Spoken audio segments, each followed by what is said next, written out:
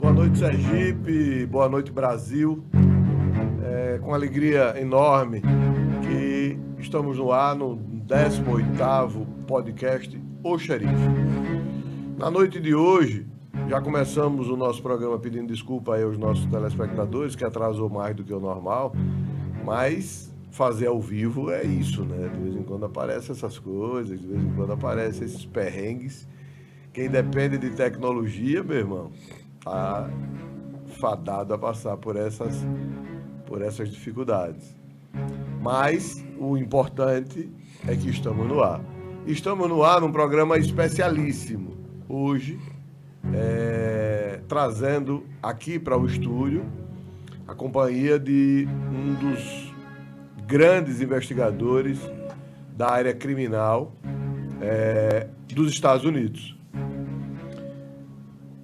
Foi um trabalho gigante que precisou conciliar oportunidades, dia, hora, momento e trazer para cá alguém de renome internacional. Alguém que tem um lastro, tem um currículo, tem uma história na investigação criminal nos Estados Unidos e viaja ao mundo ensinando as polícias do Brasil, de alguns lugares do mundo, a investigar, a interrogar, a buscar informações a respeito de crimes. E é com essa figura, é com esse policial oriundo da polícia de Miami, nos Estados Unidos, que nós vamos iniciar nosso programa e também contando com a participação da minha colega policial civil lá do Rio Grande do Norte, ex-presidente do Sindicato da Polícia Civil do Rio Grande do Norte, diretora da Confederação Brasileira dos Trabalhadores Policiais Civis do Brasil, também dona de podcast lá em Natal. E aí aproveitamos tudo isso para dar uma boa noite aos dois e vamos começar com Sua Excelência, o investigador Fred Ponce,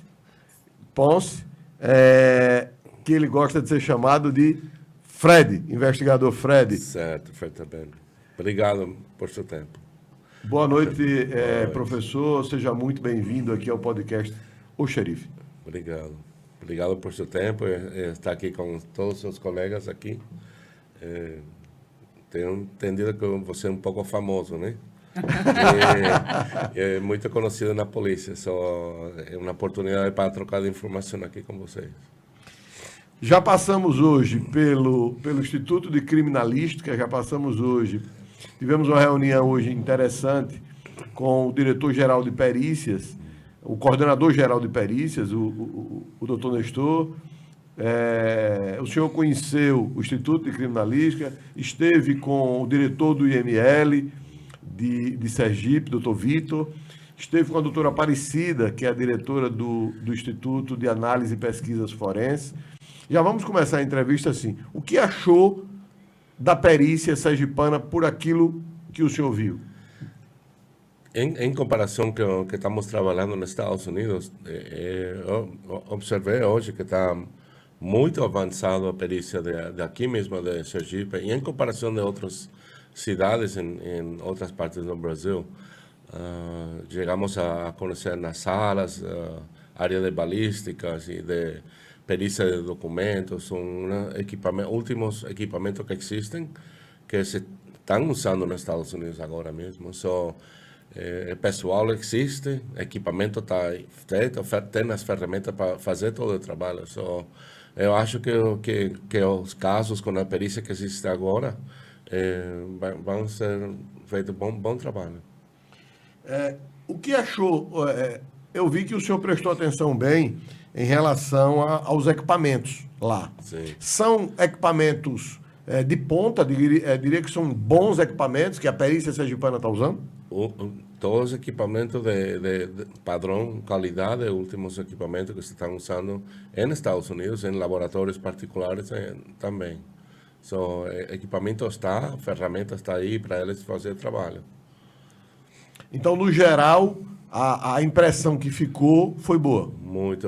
Todo organizado, todo o procedimento de receber essa evidência que está saindo do local de crime, entrando a esse instituto criminalístico, todo esse processo para chegar a ser analisado, todo bem organizado, tá bem lindo, tudo ficou bem. Daqui a pouco a gente volta para ele, mas eu quero dar meu boa noite à minha colega, a policial civil, Edilza. Seja muito bem-vindo ao podcast do Xerife. De antemão, muito obrigado por ter nos ajudado a trazer o professor aqui para o podcast. É uma atração, eu diria, internacional, que em muito engrandece o nosso podcast. Minha colega, seja bem-vinda também. Boa noite. Que impressão você já conhecia Sergipe, você já veio aqui outras vezes, mas agora já vivenciando esse dia a dia da polícia, esteve lá conosco, visitou conosco lá o Instituto Criminalístico, qual foi a impressão que ficou para você? Boa noite, Bento, né? Para nós, Bentinho, mas o xerife, é uma satisfação enorme estar aqui, quero agradecer a oportunidade e é com grande satisfação que a gente traz, Fred, também. E a visita é assim, eu saí com ótimas impressões, digamos que eu me surpreendi positivamente, exatamente como o que Fred acabou de falar, né, com equipamentos de última geração, a gente está vendo que tem um avanço, não só em efetivo, mas em qualidade de equipamentos. A gente conversou com os dirigentes, né, da perícia técnica aqui de Sergipe, com os organizadores, com os coordenadores e pessoas, a gente dá para ver com a conversa muito qualificada. Então, a gente vai de qualificação, né, dos profissionais de perícia aqui de Sergipe até o equipamento. Então, isso só quem ganha é a sociedade e a gente sai muito assim, impactado positivamente com essas visitas que fizemos hoje. A gente até agradece a oportunidade de você proporcionar, da gente ter essa experiência, trocar experiência e conhecimento, né, com a polícia aqui de Sergipe, tanto com a Polícia Civil quanto com a perícia. Eu estou recebendo muita reclamação aqui por parte dos nossos telespectadores de que está travando, é verdade. Nós estamos travando também aqui uma guerra com a internet, porque de repente a nossa internet resolveu cair e volta, enfim, eu peço paciência aí aos colegas. Aí o pessoal está mandando aqui no meu celular, dizendo, logo hoje, uma das maiores atrações que o programa já trouxe, e aí a internet resolveu. Paciência. Assim, não é do nosso querer, mas quem trabalha com tecnologia, e principalmente ao vivo, acontece, né, professor? Então, peço um pouco de paciência aí a vocês que estão nos acompanhando. O problema é nosso aqui. Eu, inclusive, vou saber quem é a operadora, que é para colocar no ar, para vocês não contratarem essa operadora. Daqui a pouco eu vou saber quem é. Porque consegui trazer alguém do nível do professor Fred. Trazer para cá. E aqui a internet começar a nos criar problema, eu não consigo segurar ele não, viu? Porque ele já tem outros compromissos. Então, eu peço aí o pessoal da técnica que vê se desengancha e vamos colocar essa história para andar. Quantos anos, professor, de polícia lá na polícia de Miami? Ficou quanto tempo? 25 anos. 25 anos? 25 anos, sim.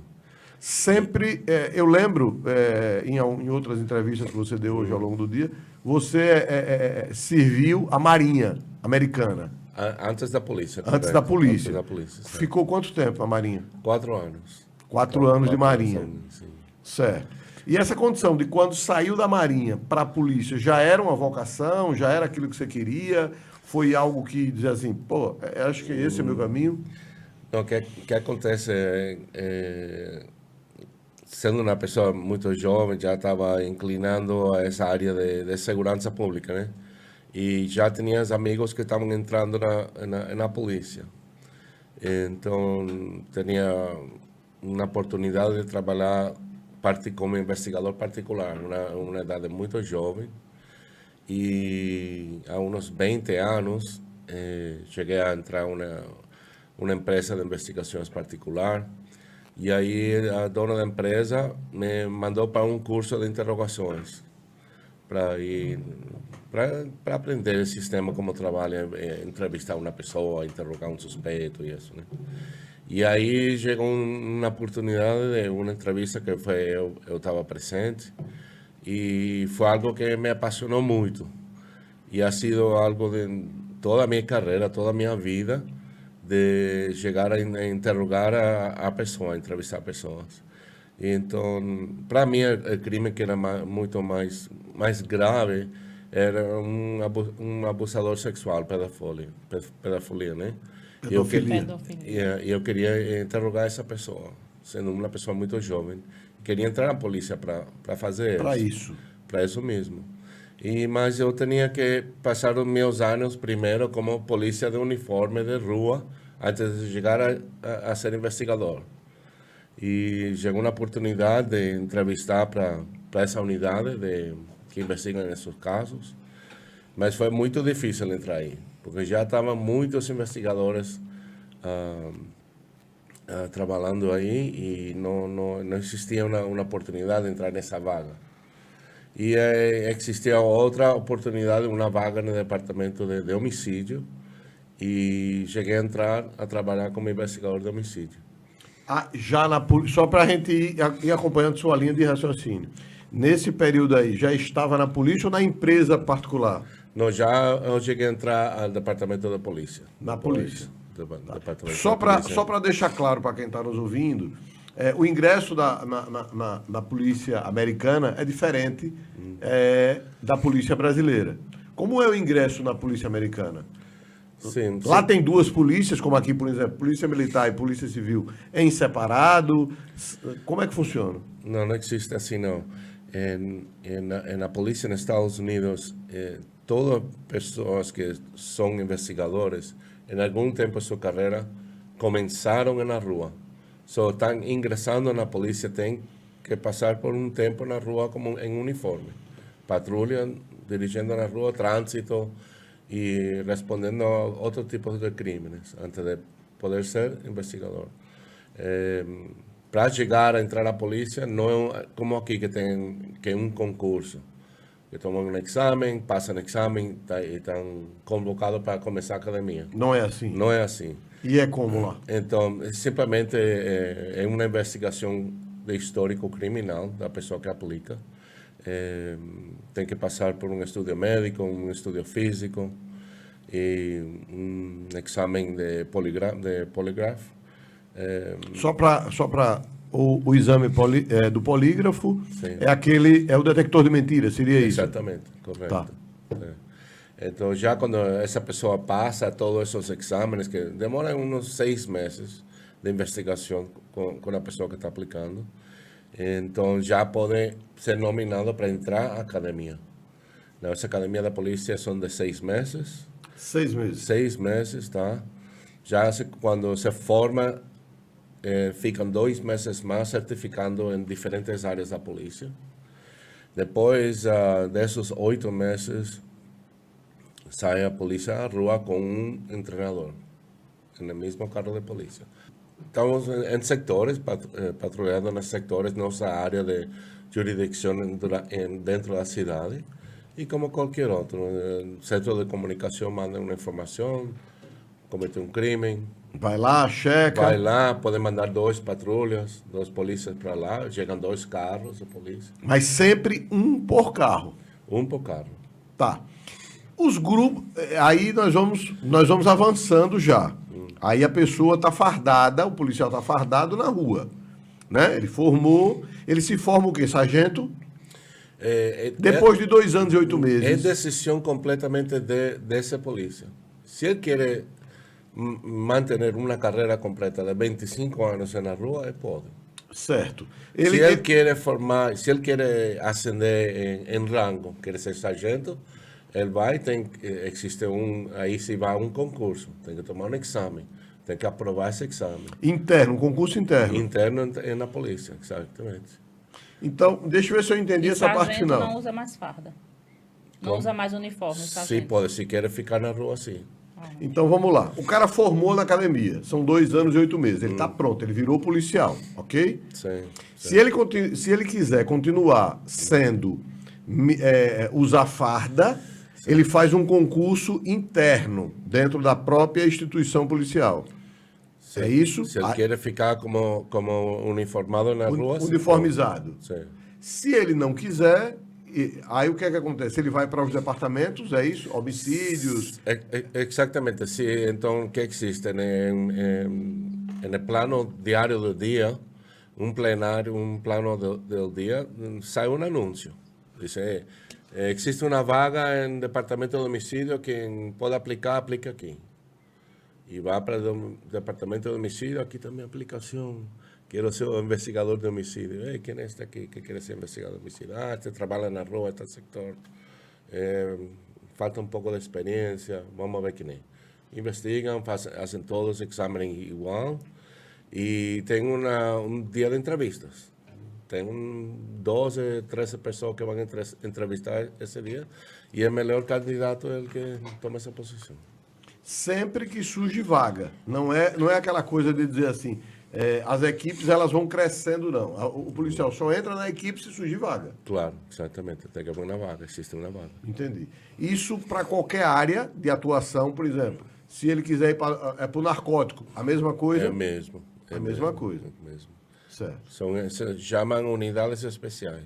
Unidades especiais. Perfeito.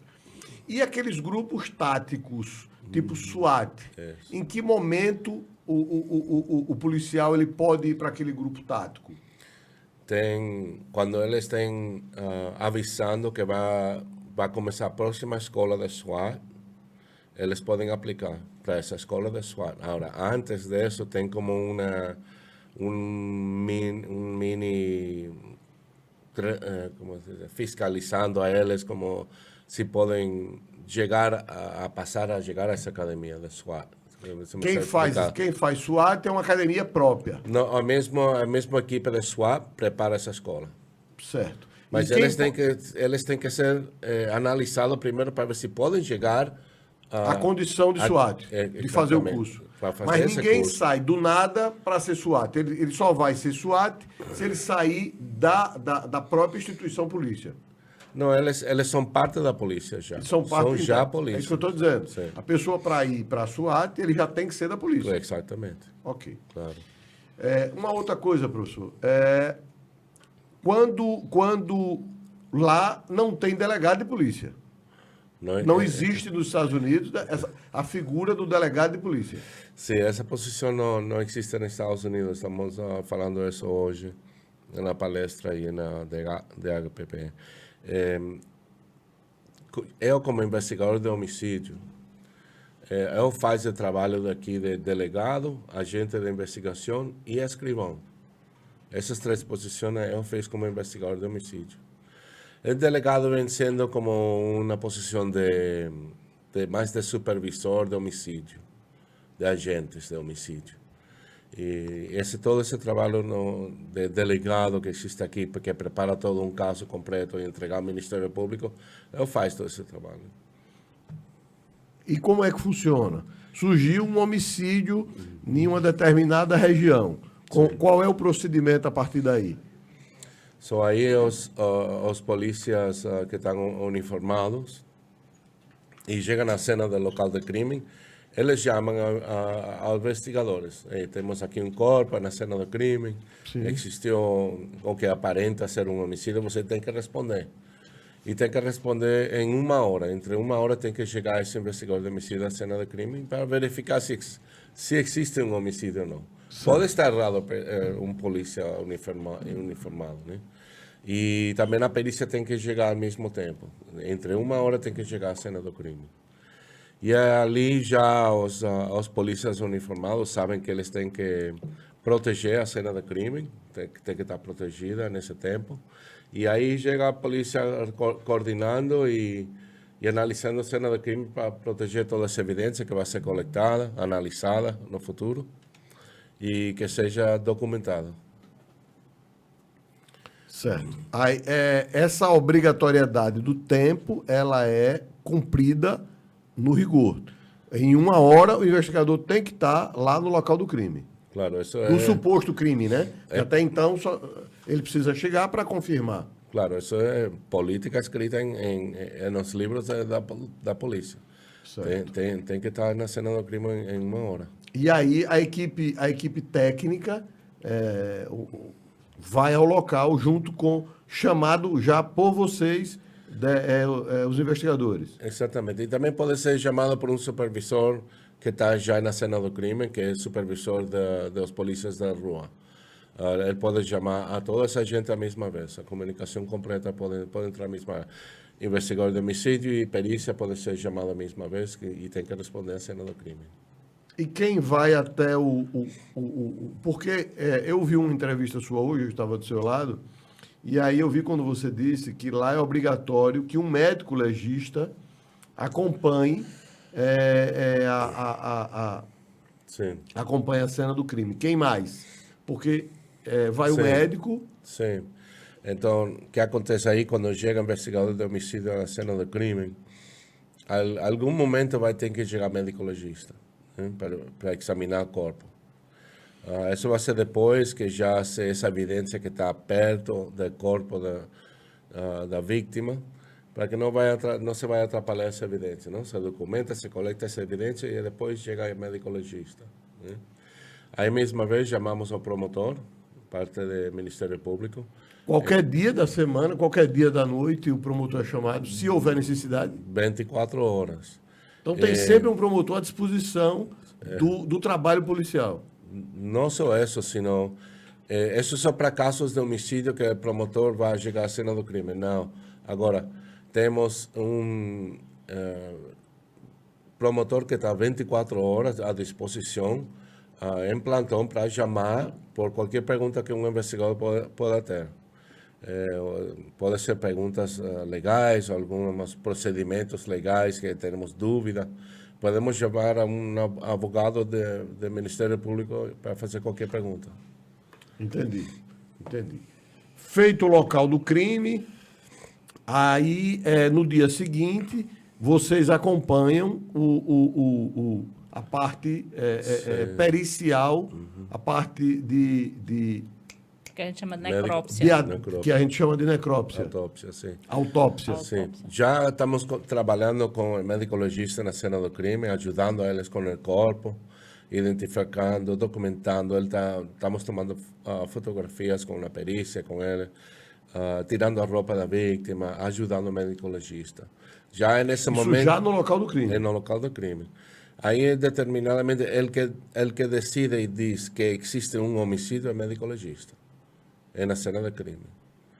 Já ele diz, é óbvio para nós, que se um exemplo, uma pessoa foi baleada, tem feridas na cabeça de balas, que foi disparos, você sabe que foi um homicídio. Para que determina que é um homicídio, é o médico legista. Já quando esse médico legista diz, isto é um homicídio, isso é documentado. Às 21h39 da noite, homicídio, doutor Victor diz que é um homicídio. O investigador de homicídio está anotando isso. Certo. E aí se comunica, doutor, a que hora é a autópsia da manhã? Às 9 da manhã. Ok, nos vemos lá. Eu vou para a sala de ML e a trabalhar com o médico legista durante essa autópsia. Veja esse detalhe. O investigador estava na cena do crime e vai também lá para acompanhar a autópsia com o médico legista. Sim. Para poder colher riquezas para a investigação, né? Ele não vai só esperar que o médico dê um laudo e diga por escrito tudo que aconteceu. Ele vai acompanhar lá. Isso é muito interessante. O local de crime fala pelo crime, né? É uma análise que precisam investigadores fazer, né? Precisamos entender na cena do crime qual foi o comportamento do autor do crime e essa relação com a vítima.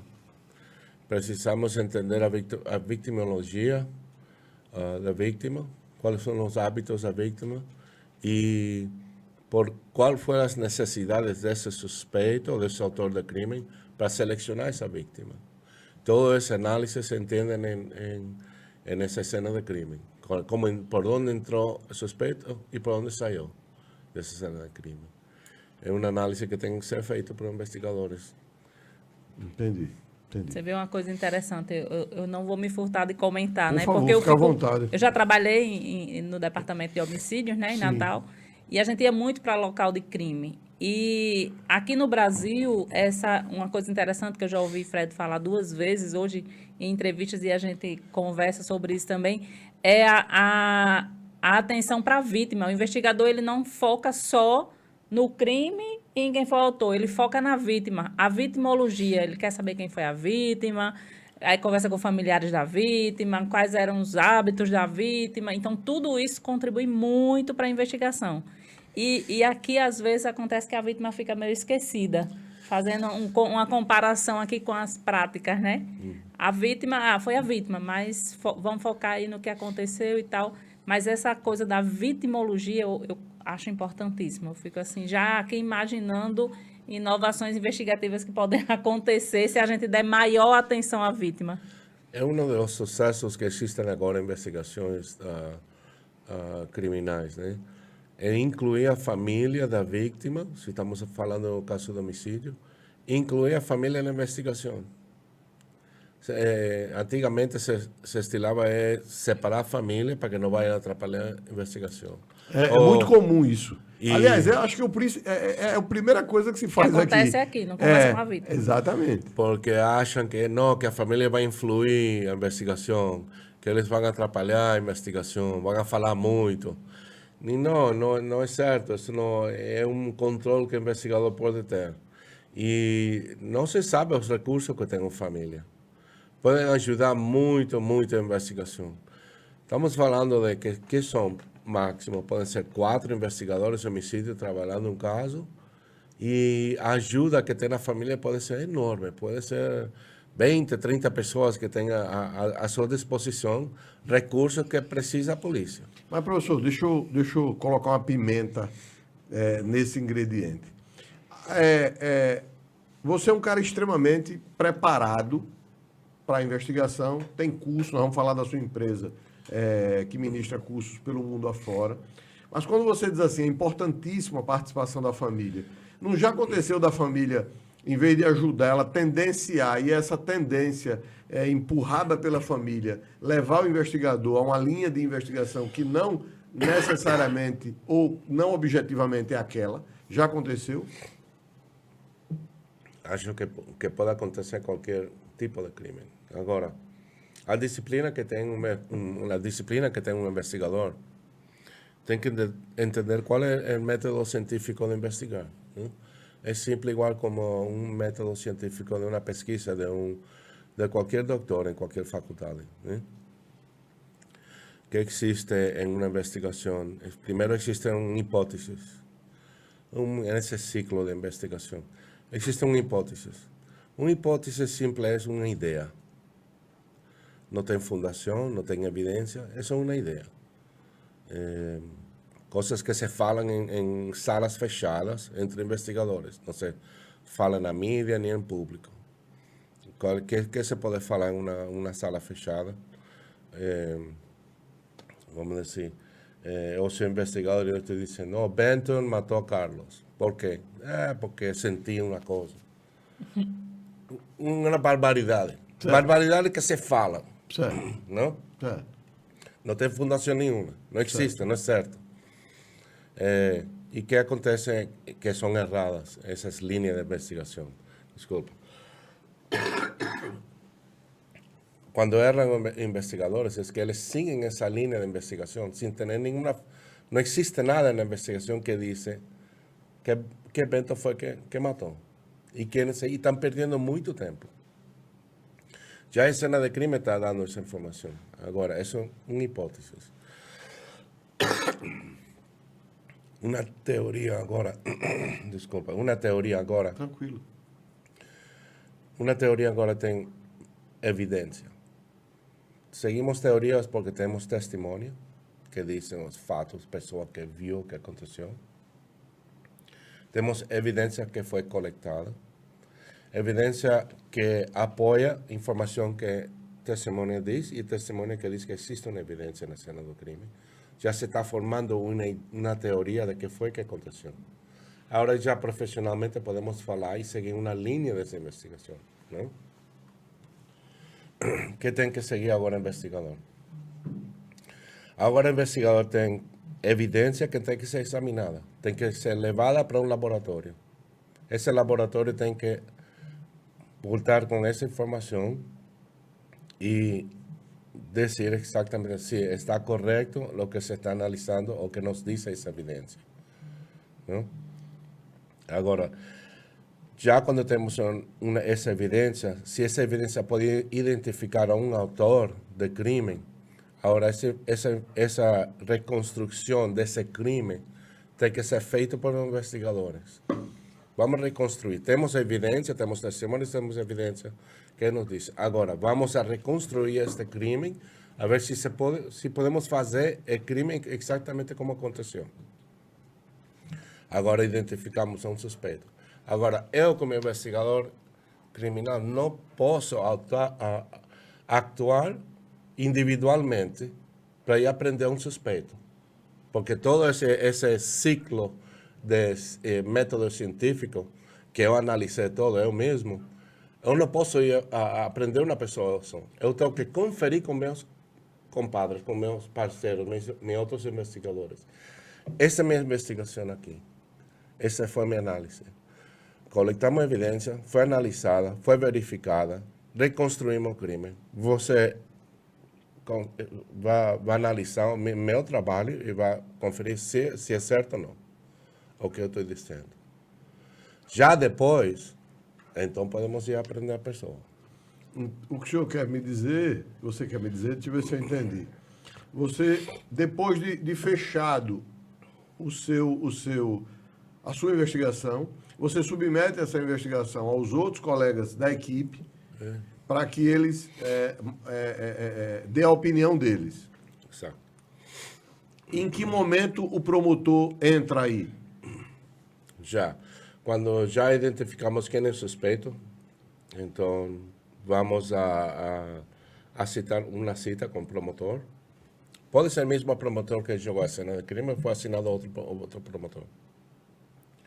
E aí, quando chega a apresentação do caso ao promotor. E esse promotor, estamos pedindo uma ordem de arresto contra essa pessoa, com esse autor de crime. Uma ordem de prisão. Uma ordem de prisão contra esse autor de crime. Certo. Então, fiscal ou promotor analisa o caso, pode convidar esses testemunhos, entrevistar esses testemunhos. Também, novo, o promotor. Pode. E para conferir todo, se todo o que diz o investigador de homicídio diz, está certo, está certo. Todo está certo, análises, exame de laboratório, todo diz está certo. Ok, vou autorizar sua ordem de prisão dessa pessoa. Eu mesmo, como investigador, preparo, escrevo esse documento e levo para o juiz para que autorize essa ordem de prisão. Porque aí, quando você leva para ele, você já está convicto de que aquele suspeito é o que você imagina, o promotor já deu ok, ele também está convencido disso, Certo. E quem leva isso ao juiz é o policial. É o investigador de homicídio, exatamente. Então, simplesmente temos que saber, o juiz que está em plantão 24 horas, essa semana, pode ser se é durante o dia, entre semana, pode ser que esteja trabalhando em sua corte, em seu júri, em seu tribunal, na galeria aí trabalhando seus casos de todo dia, diariamente. E diz, o investigador, em sala 73, está o juiz Bento, vai para lá que ele vai ler seu caso e vai para assinar para dar sua ordem. E eu vou para lá, entro e estou parado aí ao lado do juiz, enquanto que está em sua galeria. E ele entrega o documento a ele e ele lê-me 3, 4... Uma causa provável que indica que o suspeito foi autor do crime. Certo. Quem foi o promotor? A primeira pergunta que vai perguntar ao juiz. Quem foi o promotor que autorizou isso? Doutor fulano lá. É. Ok. Perfeito. Ele está lendo, inicial, assina, boa sorte. E vou buscar meu suspeito. Entendi. Olha a celeridade, né? É extremamente célere, né? Aqui a gente pede a prisão, o delegado pede a prisão, que o juiz, em 99% dos casos, abre vistas ao Ministério Público. Aí o Ministério Público passa aí um século analisando. Analisando, para depois. Aí, se convencer, ok, ele manda para o juiz, se não, ele devolve como cota. Não, ouça mais fulano, ouça ciclano, aí volta novamente para o juiz. Diligências. Enfim. Nesse aspecto, vocês são extremamente célere. Assim, é algo que... É muito eficiente, né? O que demora mais é depois que o suspeito é preso, é quando se demora, né? Já ele vai ter um advogado, ele quer defender, e aí esse intercâmbio, troca de informação entre os promotores de defesa. Uma dúvida, professor Fred. Tem advogado público, como tem aqui defensor público? Se tem defensor público, ou eles podem contratar um advogado particular, certo? Certo. Porque eu perguntei sobre curiosidade, porque nos Estados Unidos não tem a figura do SUS que nós temos aqui, né? O Sistema Único de Saúde gratuito. A saúde lá não é gratuita, todo mundo tem que pagar pela sua saúde, né? Correto. Eu imaginei que também a questão do Ministério Público. Edilza, você também passou um tempo no Departamento de Homicídios lá do Rio Grande do Norte. Isso. Qual foi a maior dificuldade que você encontrou? Ou será que são as mesmas que a gente aqui encontra? Equipamento, essa lentidão, esse Ministério Público, juiz? É muito parecido, Bento. No Brasil inteiro, as dificuldades são parecidas, né? Veja que ele fala aí, a gente vai aprendendo, é uma aula sempre que a gente conversa com o Fred, e aí eles têm protocolo de procedimento de local de crime. Em uma hora o investigador tem que estar lá, é um protocolo escrito já, a gente não tem isso aqui, a gente não tem um protocolo único que as polícias tenham que cumprir, chegar em 1 hora ou 1h30. E as dificuldades, a gente passa desde efetivo, a realidade do Rio Grande do Norte é que as equipes que ficam de plantão para ir para local de crime tem que ter pessoas em seu horário de folga trabalhando em diárias operacionais. Então, é uma dificuldade enorme, efetivo, equipamentos, né? Então, tudo isso já é a dificuldade básica. E essa parte de sistema, né, do nosso sistema de políticas mesmo de segurança pública, de como tem que ser os procedimentos, e aí é uma dificuldade nacional. Exemplo, para você chegar ao Ministério Público, primeiro, veja a diferença, eu fico fazendo muito esse comparativo. Qual é o promotor que atende um mero investigador, um pobre mortal investigador que liga para ele a qualquer hora para tirar uma dúvida de um caso? A não ser que ele conheça, tenha um conhecimento pessoal, mas aí é a favor, não é institucional. E não é institucional. Qual é o promotor que lhe atende? Qual é o juiz que no seu horário de plantão está ali numa audiência e para atender um policial para dar um mandado de prisão? No Brasil, isso não é realidade. No Brasil, tem que ter toda uma formalidade. Aí, primeiro que o relatório do investigador ele tem que ser aprovado pelo delegado. O delegado vai fazer o relatório do inquérito policial, manda para o Ministério Público, que vai ler e vai concordar ou não. Aí manda para o juiz. Mas antes dele mandar e concordar, né, que aqueles indícios são verdadeiros, muitas e muitas vezes volta para quê? Para fazer diligência. Lá é bem típico em cidades do interior diz, localize Chico de Nininha que estava no local que foi citado no interrogatório e não tem o interrogatório dele aqui, ninguém sabe nem quem é. Aí volta para coisas assim. Eu estou dando um exemplo que esse exemplo foi prático. Entendi. Então, a dificuldade de comunicação entre polícia, Ministério Público e Judiciário é algo berrante. Então, essa dificuldade é algo que dificulta e muito, né, a resolutividade de crimes e a punição. Também é efetivo, né? Efetivo é o principal. Porque nós temos também um volume de homicídios gigantes, né? E não temos um volume de mão de obra para dar a sustentação. Vamos fazer um comparativo.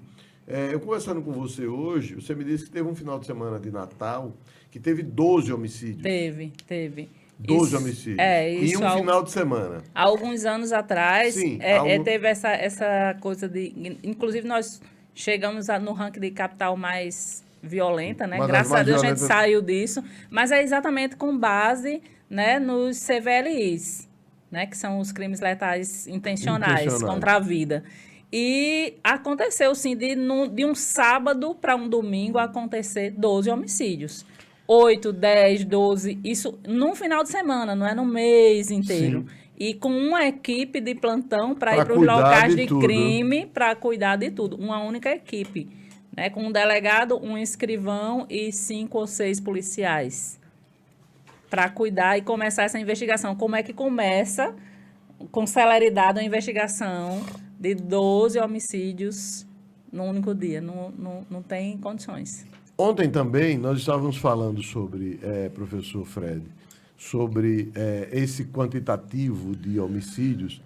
E você me falou alguma coisa por 100 mil habitantes que Miami teve ou tem. Qual é o percentual em média, claro? Sim, para poder controlar investigações, né? Por cada 100 mil habitantes, se tem 10 homicídios, é algo que se pode controlar. As investigações desses mesmos casos se podem controlar. Já quando está passando já 15, 20 homicídios por cada 100 mil pessoas, chega a uma dificuldade de poder investigar esses casos. Vai precisar de muito mais investigadores para poder ter controle, né? Entendi.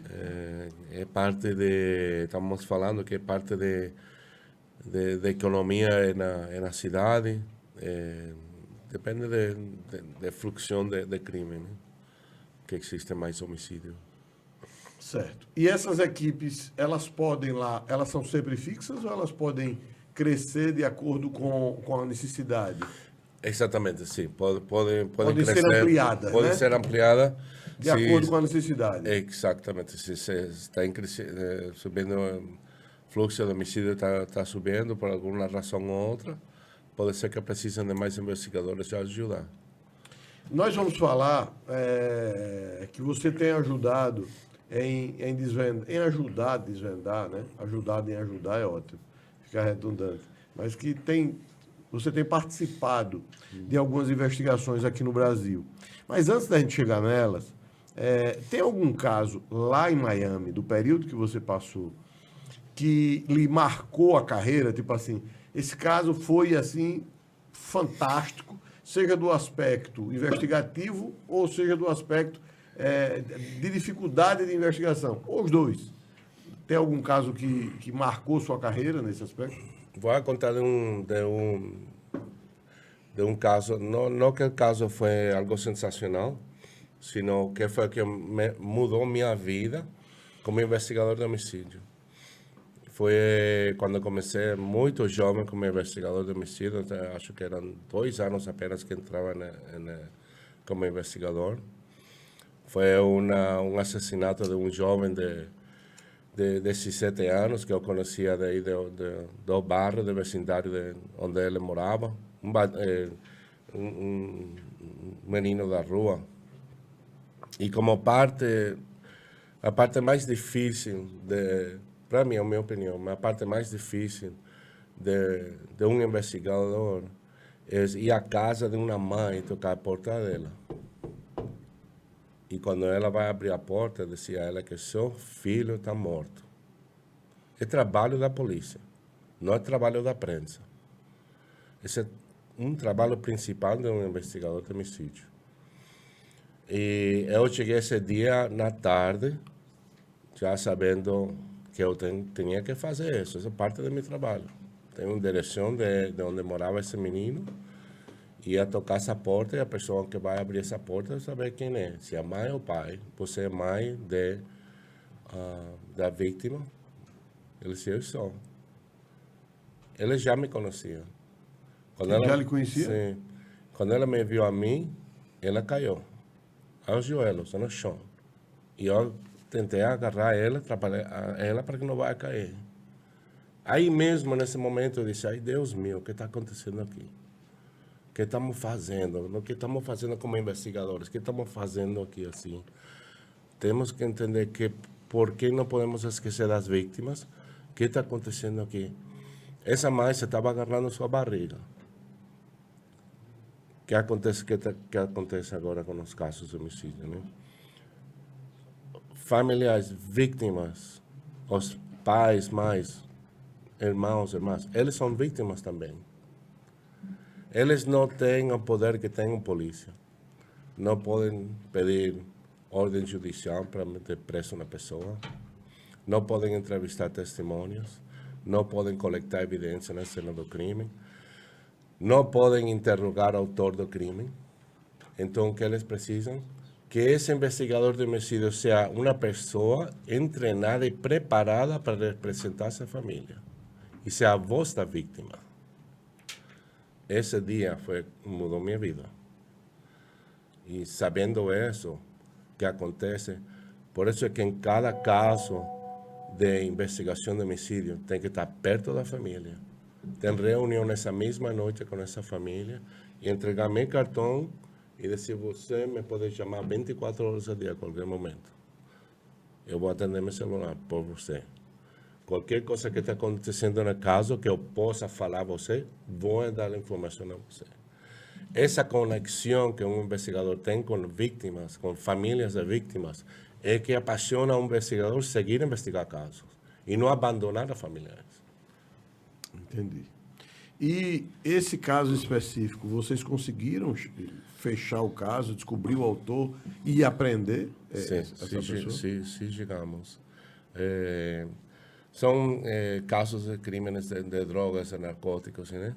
E chegamos a fechar esse caso, mas esse caso foi um caso que mais nunca na vida vou esquecer desse caso, né? Dessa mãe. E assim aconteceram muitos casos assim depois, né? E, claro, muitos casos sensacionais depois disso, né? Que ha chegado à televisão, documentários e tudo isso, mas se como foi o início, que inicia toda uma carreira de sucesso, é o caso que a gente não esquece. Marcou, né? Marcou definitivamente a carreira. Isso. Essa cena é pesada. Ele Era vai muito dizendo, forte, a gente vai né? descrevendo. A mãe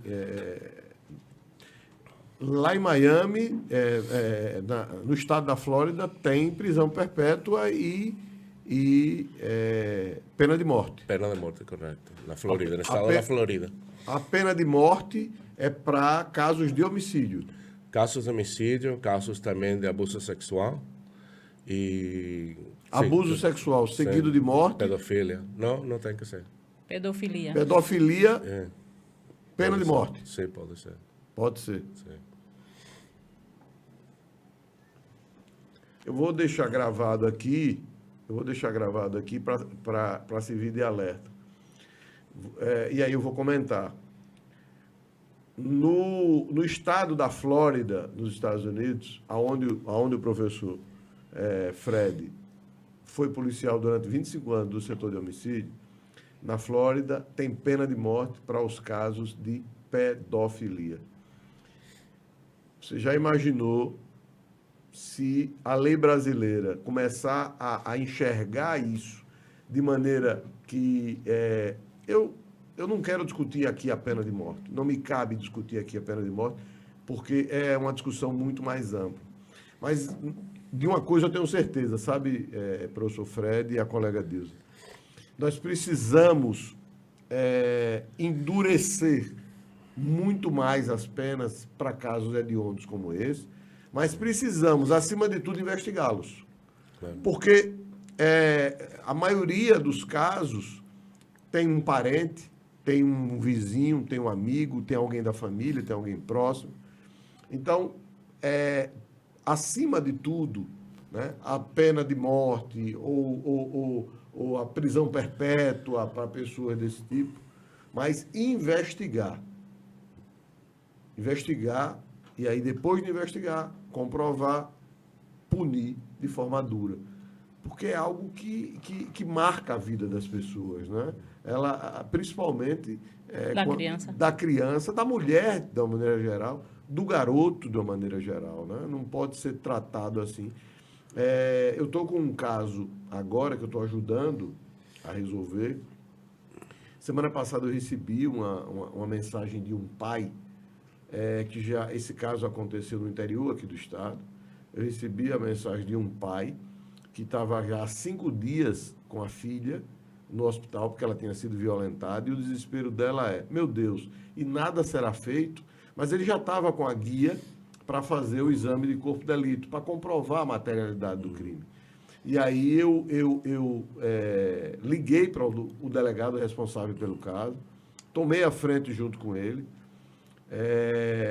facilitei a ouvida da criança, porque aqui passa por uma escuta especializada, pedi para abrir a agenda foi aberta para a pessoa ser ouvida, porque é algo que não tem como. Quando você se torna pai, quando você se torna uma pessoa consciente, isso termina refletindo. Isso não pode, né? Nós precisamos ser isentos, mas não há como ser isento de algo que traumatiza tanto que traz assim marcas para o resto da vida nas pessoas. E aí, com fé em Deus, em breve nós teremos o resultado da dureza da lei, nesse caso que eu acabei de dizer, que ele está andando, e eu tenho certeza que nós vamos concluir com as prisões ou com a prisão, se assim ficar comprovado.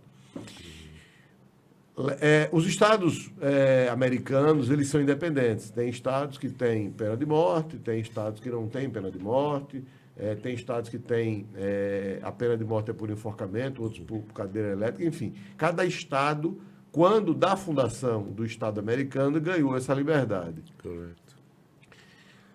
Você, particularmente, pela experiência que tem enquanto investigador, você virou professor dessa matéria, é alguém que carrega um currículo absurdo nessa área. Você é a favor da pena de morte? Eu estou em favor. Eu estou em favor da pena de morte. Agora, se está prevenindo casos de homicídio, essa parte é difícil de responder, né? Porque se uma pessoa está condenada à pena de morte, daqui que chega esse dia, estão passando mais de 10 anos. Porque tem direitos. Vários recursos, né? Sim, tem... Esse réu tem direitos de apelar seu caso e seguir tentando de ganhar seu caso, defender ou tornar essa decisão desse juiz e esse júri, né? E demora muito tempo e ele custa muito dinheiro. Custa muito dinheiro para o Estado. Para o Estado, para manter essa pessoa presa. Certo. E toda essa apelação. É muito caro. É difícil, mas quando estamos falando de casos de uma menina que é morta por 42 facadas, ou uma menina que seja estuprada, como pode ser que um suspeito pode sair, tenha a oportunidade de sair depois de 30 anos e siga vivendo uma vida? E praticar de novo. E matar de novo, né? E você tirou uma vida, você vai preso por toda a sua vida sem ver a luz do dia. Se significa uma injeção penal de morte, então que seja isso. Mas não pode estar mexendo com a sociedade. E só uma perguntinha ainda sobre pena de morte que a gente não mencionou. Sim. Casos contra policiais, crimes contra policiais nos Estados Unidos. Boa a punição é mais severa? Chega a perpétua ou a pena de morte?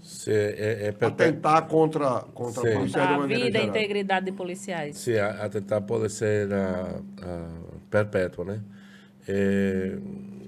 Estava existindo uma lei que não chegou a passar ainda, para casos de homicídio contra a polícia ser um caso federal. E automaticamente, se é um caso federal, que seja pena de morte. Sem nenhuma outra desculpa. Vai seguir para a pena de morte. Entendi. Mas não passou ainda. Ainda não. Estão analisando isso para que seja uma lei. O Congresso americano, é isso? Sim, correto. É uma lei que estava apresentando naquele tempo o presidente Trump para ser uma lei federal. Certo. Então, ainda está em tramitação agora. Está em tramitação. Já que nós estamos falando dessas investigações que envolvem estupros, que envolvem violência contra a criança, um desses casos bem famosos e tristes da história do Brasil, você ajudou a esclarecer, que foi aqui em Pernambuco, o caso da menina Beatriz Angélica Mota. Sim. Como foi isso? Como foi que você participou desse caso? Como você foi chamado? Enfim, como você terminou se envolvendo no caso Beatriz de Petrolina, se eu não estiver enganado, é isso? Em Pernambuco? Petrolina, correto, Petrolina. Os americanos e os brasileiros sempre han tido uma forte relação entre polícias, né? Corpos de polícia, polícia militar, federal e polícia civil. Por muitos anos, desde os anos 90. Então, quando eu estava dando um tour aqui no Brasil, ministrando meus cursos de investigações, e cresce esse network, não? Entre amizades, entre investigadores de homicídio, né? E sempre estamos trabalhando, todos os anos trabalhando diferentes casos, trocando de informação, ajudando uns a outros. E em dezembro de 2015, dezembro de 2015, quando acontece o caso de Beatriz Angélica Mota, ela estava em sua escola, em uma formatura de sua irmã, em uma esquadra de esporte, estavam 2.500 pessoas presentes esse dia, essa noite. O pai é professor da escola e a mãe estava com a menina, a Beatriz, observando toda a apresentação, formatura de sua filha Mais velha. mais velha, ela tem 18 anos nesse tempo, Samira. Certo.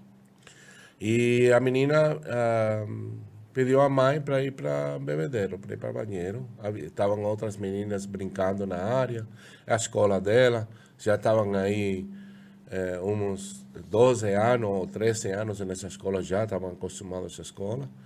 E a menina saiu, foi para banho e estava sumida 20 minutos, passaram. Quanto tempo? 20 minutos. 20 minutos? 20 minutos passaram. Depois a mãe foi procurar por ela, já com a assistência de outros pais e a esposa dela, pai da menina também, Sandro. Passaram 30 minutos mais. Até que por fim acharam a ela, estava em um quarto de esporte, perto do banheiro. E encontraram ela, tinha 42 facadas no corpo dela, uma menina de 7 anos, e a faca estava no corpo dela. E aí começou essa investigação.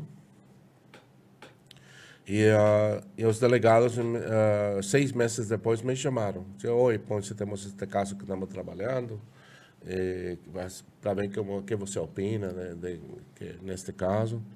Eles me mandaram uns vídeos de uma pessoa que estava caminhando na calçada e aparentava que ele tinha uma faca também nesse tempo.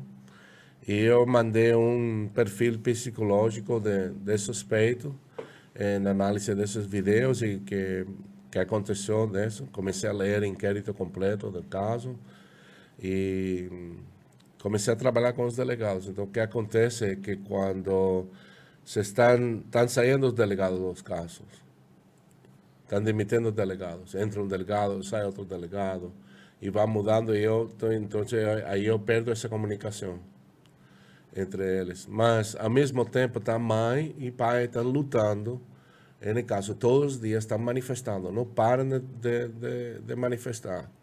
Então, entra nesse algoritmo de Instagram, do meu Instagram, está entrando isso, e eu estou observando. E estou observando a família que estão com um grupo grande de pessoas que estão ajudando eles. E estou tentando trabalhar com a polícia, não chego. Então, eu estou falando eu mesmo e disse, eu não preciso da polícia para trabalhar esse caso, eu posso trabalhar com a família, vou ajudar a família.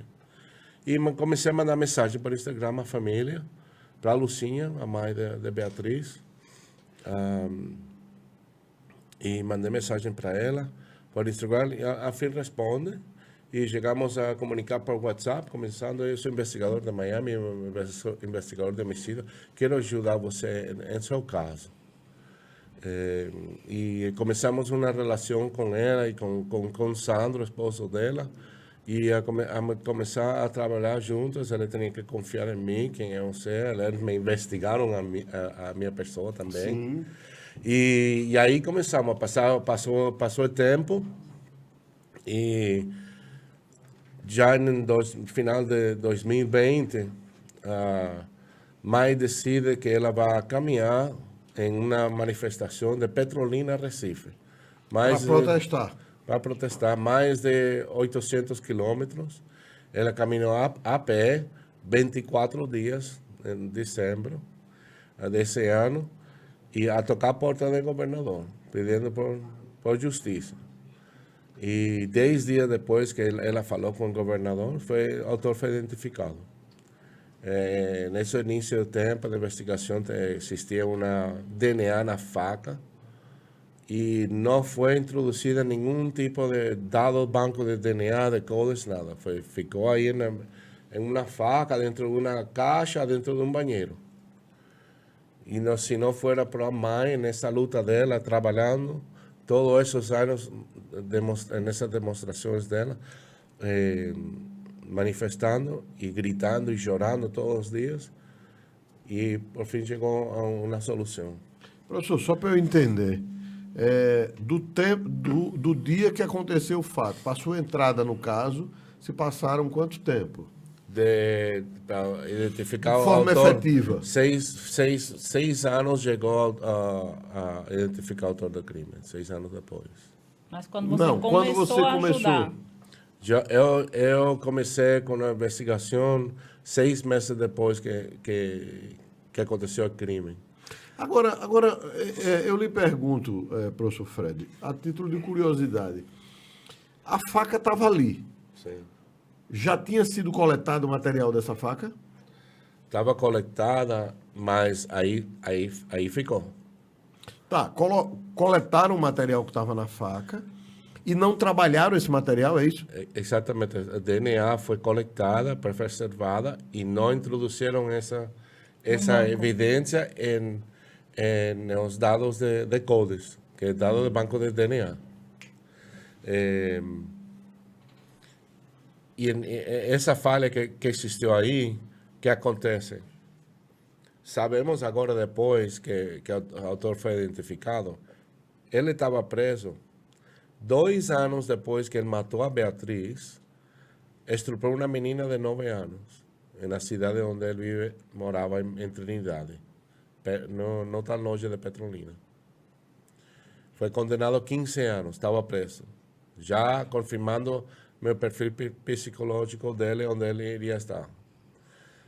Que acontece quando está nessa caminhada, que Mai está caminhando a Recife, de Petrolina, quando ela chega a uns 350 quilômetros, está paralelo à Trinidade. Já esse escândalo está na televisão, está por Instagram, e aí você sabe que é um presídio onde está ele preso, que ele estava falando. Ele estava falando que foi ele que cometeu esse crime. E aí começaram os informantes da prisão a falar. E aí entregaram a informação. Isso 2 anos? 2 anos depois, 2 anos depois que Beatriz foi morta, ele cometeu esse crime. Mas foi 6 anos depois. 6 anos depois. 6 anos depois dos 2 ou 6 anos depois do de Beatriz? Do de Beatriz. Do de Beatriz. Do de Beatriz. Agora, é algo tão elementar que chega a ser ridículo. Se eu coleto um material numa cena de crime e eu não trabalho esse... Quer dizer, a parte mais difícil eles fizeram. Foi lá e coletaram o material.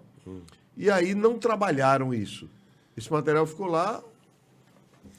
Essa parte de falta de comunicação existe porque sempre está mudando de delegados, estão mudando de investigadores. Então, pessoa que conhece mais esse caso é investigador de início, é o primeiro investigador de caso. Só para contextualizar, nos Estados Unidos, lá em Miami, quando vocês pegam um caso, vocês vão com ele até o fim. Não tem essa história de prescrever, arquiva, ele fica arquivado lá, né? Esse caso fica com esse investigador... O tempo que ele estiver na ativa. Exatamente. Entendi. Se ele é aposentado ou sai dessa unidade de homicídio, já esse caso vai a uma unidade que chama de casos frios, cold case, que são os outros investigadores que vão trabalhar esse caso. Entendi. Aí foi feita uma comparação de DNA entre esse suspeito que estava em Trindade e o material coletado lá na faca, e aí bateu, não teve dúvida. Sim, correto. Mas ele já foi condenado também por esse crime? Não, ainda não. Esse caso ainda falta chegar a júri, porque, como falamos, ele confessou, mandaram a gravação dessa confissão, analisei isso, e ainda estamos esperando por juiz. E essa análise sua dessa confissão? Você também... É mesmo autor do crime. Porque ele fala e a motivação é psicopatia? Exatamente, é pedolófico, né? Pedófilo. É um problema mental que ele tem e é uma coisa difícil de entender, mas precisa muita explicação, né? Então mas esse é o tipo do perfil que deixar um homem desse na rua, ele vai continuar praticando o mesmo Claro. tipo de crime. É porque a pedofilia, deixa eu só Sim, interromper sim, um pouquinho, claro. é algo quase que impossível de explicar, né? Eu já tive a oportunidade de conversar com pedófilos, né? Lá em Natal tinha um caso de um pedófilo que ele era um maníaco da bicicleta. Ele pegava as meninas da idade Beatriz, ou mais velha, até 11 anos, e ele pegava, botava no quadro da bicicleta, Aqui teve um igualzinho. Será que é o mesmo caso? caminhava e matava as meninas e enterrava. Aqui E ele abusava sexualmente ele das abusava meninas. sexualmente e no ato do estupro, ele enforcava elas até a morte. Aqui teve um caso igualzinho. E esse maníaco, ele praticou 11 homicídios. Aqui também. Coincidência, só. Esse veja. ficou preso lá, não sei que ele tenha vindo embora aqui Não, para veja, Aracaju. esse caso é assim. Esse cara, ele estuprou várias crianças. O daqui tinha um detalhe. Tinha que estar fardada. Sempre crianças fardadas com roupa de escola. E ele colocava no quadro da bicicleta e violentava elas, usava uma faca. Esse cara foi preso aqui. Tem um psicólogo na SSP aqui de Sergipe, doutor Aloysio, eu sou doido para trazer ele aqui, que ele é um gênio nesses estudos. Ele estudou muito, ele estuda muito esses casos. Eu já tentei trazer ele aqui, mas esses estudiosos, eu não sei como foi que eu consegui trazer o professor Fred aqui, foi graças a Deus, porque esses estudiosos... É difícil ser humilde. E aí, o que foi que aconteceu? Ele preso aqui, ele confessou, e aí doutor Aloysio foi fazer um estudo com ele, foi tentar entender o que era que acontecia. O que foi que doutor Aloysio descobriu? Que ele também, quando criança, for abusado desta forma. Uma pessoa abusou usando esse mesmo método. Esse cara, um dia, doutor Aloysio vai visitar ele no hospital psiquiátrico, e ele está sempre muito alegre, assim, sempre. Aí o doutor Aloysio estranhou, porque ele sempre foi muito quieto. O doutor Aloysio avisou à época, isso já faz muitos anos, avisou a direção do presídio, olha, tem alguma coisa errada, esse cara vai fugir. Ué, só porque ele está alegre, só porque ele está bem, mas esse não é o perfil dele. O perfil dele é outro. 3 dias depois ele foge. Ele foge, comete um crime igual na Bahia, vai para São Paulo e comete 2 crimes desses em São Paulo. Iguais. Eles não deixam nunca de E fazer ele foi isso. preso em São Paulo. E nós só descobrimos que ele estava lá porque foi uma matéria jornalística a nível nacional. E aí nós aqui vimos e comunicamos à Polícia Paulista. Então, esse caso de Beatriz foi um caso que repercutiu imensamente pelo país afora e muito pela força da mãe e da família, né, professor? É uma parte que pode ajudar muito a uma investigação, que uma família pode ser ativamente na investigação e pode estabelecer uma relação entre investigadores e familiares. Eu posso assinar muitas coisas a familiares para fazer por mim. Eu preciso que você esteja presente na mídia, tem que falar isso, que é uma condição que eu tive com essa família, com Lucinha.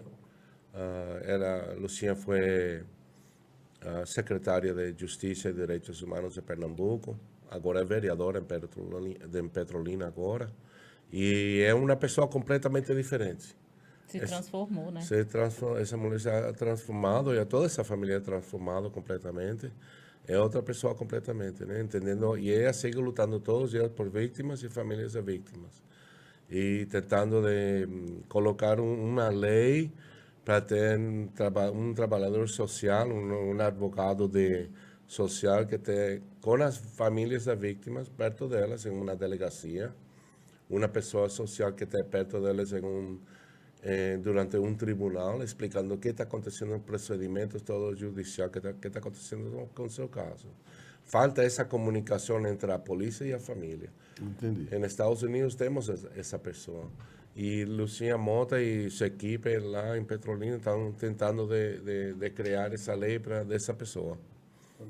E acho que vai dar certo. Que vai muito bem. Essa mulher é incrível, sabe, Bentinho? Eu vou falar um pouquinho também sobre isso, porque eu tive a honra de estrear meu podcast com ela. Ah, foi? Com a entrevista com Lucinha Mota. Né? Aproveita para falar do seu podcast. Exatamente. Podem acompanhar. Meu podcast é todos os sábados ao vivo, a partir das 13 horas, na hora de almoço, né? Mas você pode acompanhar no meu Instagram, tá? A íntegra da minha conversa com Lucinha. E ela é uma mulher muito forte. Ela falou dessa transformação que ela passou, desde a dor violenta, né? Da perda da filha, ela teve ali um processo de luto, de depressão. Depois de luta, ela falou da ajuda de Fred, que foi imprescindível, e ele colocou essa condição, que ele falou mais cedo, falou agora, uma condição que ele colocou era que ela deveria ajudar outras pessoas. E essa mulher se transformou. Da Lucinha que eu vi em 2020, o primeiro vídeo que eu acompanho no Instagram, que tem o Instagram, Somos Todos Beatriz, né? Assim o perfil, Somos Todos Beatriz. E Lucinha, ela não só transformou a vida dela, como de pessoas ao redor, um grupo de 30 pessoas, que é um grupo Somos Todos Beatriz. Esse grupo passou a ajudar, era uma cadeia de apoio, né? Um grupo que estava sempre apoiando nas investigações, nos protestos. Ela se candidatou a vereadora, ficou na primeira suplência. A força dela tornou uma pessoa pública e as pessoas passaram a acreditar na força dela e votaram. Ela é a primeira suplente de deputada estadual em Pernambuco. A governadora convidou-a para ser secretária de Justiça e Direitos Humanos, em razão dessa luta. Então, essa missão, né, que foi dada a ela, ele ia ajudar, mas ela ia ajudar outras pessoas, ela passou a ajudar outras pessoas. Esse caso de Lavínia, ela foi com você lá em São Paulo, né, no caso de Vitória Lavínia. Você vai falar já e sobre ela fica ali dando suporte a vítimas. E essa lei que ela está pretendendo, né, um projeto de lei que deve ser criado de apoio às vítimas e que seja algo oficial, né, nas unidades policiais, nas investigações, é algo que vai ser transformador também na segurança pública. Porque quando você é vítima, você se sente meio que abandonado, desprezado, aí você é vítima do fato, você sofre com o fato, quando você chega na delegacia, na unidade, para saber de alguma coisa, aí já mudou o delegado, aí já não é mais o mesmo, não sabe mais do caso, aí um diz, vá para lá que você vai atrapalhar, aquilo que você perguntou de direcionar errado. Não, o investigador ele tem que ter o tato de conversar com a família e não seguir o direcionamento, mas aproveitar o que eles tiverem de positivo. Sim. E foi isso que aconteceu no caso Beatriz. E a força de Lucinha caminhar a pé de Petrolina até Recife e na metade do caminho, acho 400 quilômetros, descobriu, foi porque exatamente a repercussão da caminhada, alguém disse, olha, eu estava na cadeia e eu ouvi o cara dizendo que foi ele. Isso tudo só se deu por quê? Por causa da força. Então, assim, eu tive a persistência dela gigante, porque durante 7 anos ela não desistiu. Então, eu tive a honra de entrevistá-la. Ele tatuou aí, ó. Persiste. Murilo, você consegue dar um take aqui, mas antes da gente sair, eu vou... Isso é algo assim absurdamente Ele tatuou fantástico. na pele dele esse caso. Persiste, MBA, são as iniciais de Beatriz, né? Beatriz Angélica Mota. Ou BAM, Beatriz Angélica Mota. Persistente, né, caso, não parar. Então, eu quis falar sobre isso porque eu me emocionei muito com o Lucinha no meu podcast. A gente chorou, né? O pessoal no estúdio chorou, o rapaz da técnica chorou, todo mundo chorou com a força dessa mulher e com o resultado que alcançou. Então, é muito importante inserir a vítima. Se eu puder também, eu vou lutar para isso, que mude isso e que as vítimas tenham maior assistência. Né? Isso é muito interessante. Então, depois vai lá, segue meu Instagram, né? @EdilzaFaustino. Sim. Vai estar lá a live com Lucinha Mota. Está lá a íntegra. Vocês podem acompanhar. Eu quero um dia ter a oportunidade de trazê-la aqui no podcast, fazer um evento aqui em Sergipe, que a gente possa trazê-la e trazer ela aqui para ela contar e ser fonte de inspiração para tantas mães, para tantas pessoas que passam por momentos difíceis como ela passou, né? Você disse, professor Fred, que nos Estados Unidos estão tentando criar um elo entre vocês e as vítimas, eu não entendi. É isso não?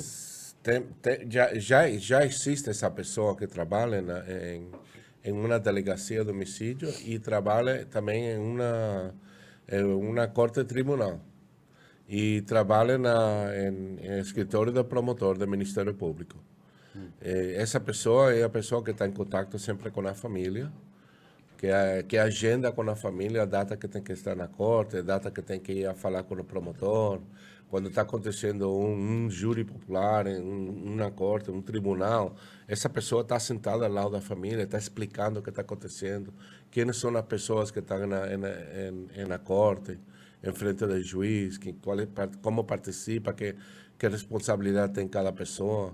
E sempre está oferecendo alguma assistência psicóloga ou qualquer outro benefício que se pode dar à vítima. Essa pessoa sempre está presente. Uma vítima, famílias de vítimas podem chamar a essa pessoa e tem resposta imediatamente. É como se fosse a figura do assistente social. Seria mais ou menos o assistente aqui social, a gente né? tem nos hospitais, não é verdade? Quando tem um caso de violência, Fred, aqui nos hospitais... Aqui no Departamento de Atendimento a Grupos Vulneráveis tem. Também, né? Também. E agora foi criado um núcleo numa maternidade local para atender crianças vítimas, e lá também tem uma assistente social para receber a família. A criança ou adolescente vítima. No hospital, dificilmente é o médico que comunica um óbito. Né? Pelo menos lá em Natal, se morre uma pessoa e a família está ali ou numa cirurgia, ou num procedimento, alguma coisa, ou que deu entrada no hospital de um acidente e faleceu, o médico passa para o assistente social chama a família numa sala, prepara e dá a notícia. Em hospitais já acontece isso, pelo menos lá em Natal. Eu já presenciei isso muitas vezes. Então, o que Fred fala é dessa figura para a polícia. Sim, trazer essa figura para a polícia. Para a polícia e também para o judiciário, porque acontece casos de que as vítimas ficam sabendo que vai haver o julgamento do assassino dos filhos pela imprensa, e ninguém comunica à família que o caso chegou e que vai ter. A família, que é a parte mais interessada, é deixada de lado. Não fica sabendo. É deixada de lado. Então, esse elo está sendo... É um projeto de Lucinha, né, Fred? Sim. Criar isso aqui no Brasil. Para o país inteiro virar regra. Para o país inteiro virar regra. Quando estiver pronto aí, André, nossos patrocinadores, senão a gente não tem mais programa. A galera está começando a perguntar aqui, cadê os patrocinadores? Coloca aí no ar para a gente poder agradecer, graças a eles. A nossa maquiadora está ali, nossa Kátia Making Hair, que é quem faz aqui, fez hoje a maquiagem aqui. Aqui, ó, minha cara deu uma melhorada por causa de Kátia. Obrigada, viu, Kátia? Da nossa Kátia é fantástica. Clube de Tiro Grauçá, que é o maior clube de tiro aqui de Aracaju, uma área com 200 mil metros quadrados, professor. Esse Clube de Tiro Grauçá é da nossa família. É uma pena que a sua agenda não vai dar para conhecer, mas outras oportunidades virão e você irá conhecer, até porque muito em breve você irá ministrar curso aqui para o Departamento de Educação. Estou entendido que você é um experto, né? Hein? Que você é um experto expert e expert em quem? Em arma? Em armas, em tiro. Eu sou um bom aluno. Expert é meu diretor de tiro, é o João Almeida, que é credenciado lá, mas eu sou apenas um bom aluno. A Satos, a corretora de seguros Satos, seguro de vida, seguro saúde, liga lá para Felipe, acessa lá a Satos. Satos é empresa de confiança, é alguém que a gente pode confiar plenamente. A Di Pietro é nossa pizzaria. Estava conversando com o professor Fred hoje. Americano adora pizza, né? E aí ele estava dizendo, ele almoça pizza. Eu digo, almoçar pizza? Almoça pizza? Então ele estava preocupado. Não existe pizza na hora do almoço aqui, não. Não, falar em almoço e pizza aqui é um crime. É um crime. Você pode ser conduzido. Pode ser conduzido para uma delegacia. Então a Di Pietro, daqui a pouco a Di Pietro está aí. Mas lá também tem um negócio muito bom que eu tenho certeza que você vai gostar. Você vai comer da pizza, mas vai comer de uma salada que tem lá, que o professor Fred é especialista em salada, eu descobri hoje. Gourmet. Salada gourmet. Lá tem uma salada fantástica. Só não pode dizer isso a Murilo, porque o Murilo agora aprendeu a comer salada. Agora, não sei onde foi que ele arrumou esse gosto por salada que virou. É lá na Di Pietro, daqui a pouco, atenção Di Pietro, daqui a pouco a gente chega por aí. A galera da Box Jeans, melhor jeans do estado, tá na Box. Shopping Prêmio, Shopping Jardins, Calçadão da Laranjeiras de São Cristóvão.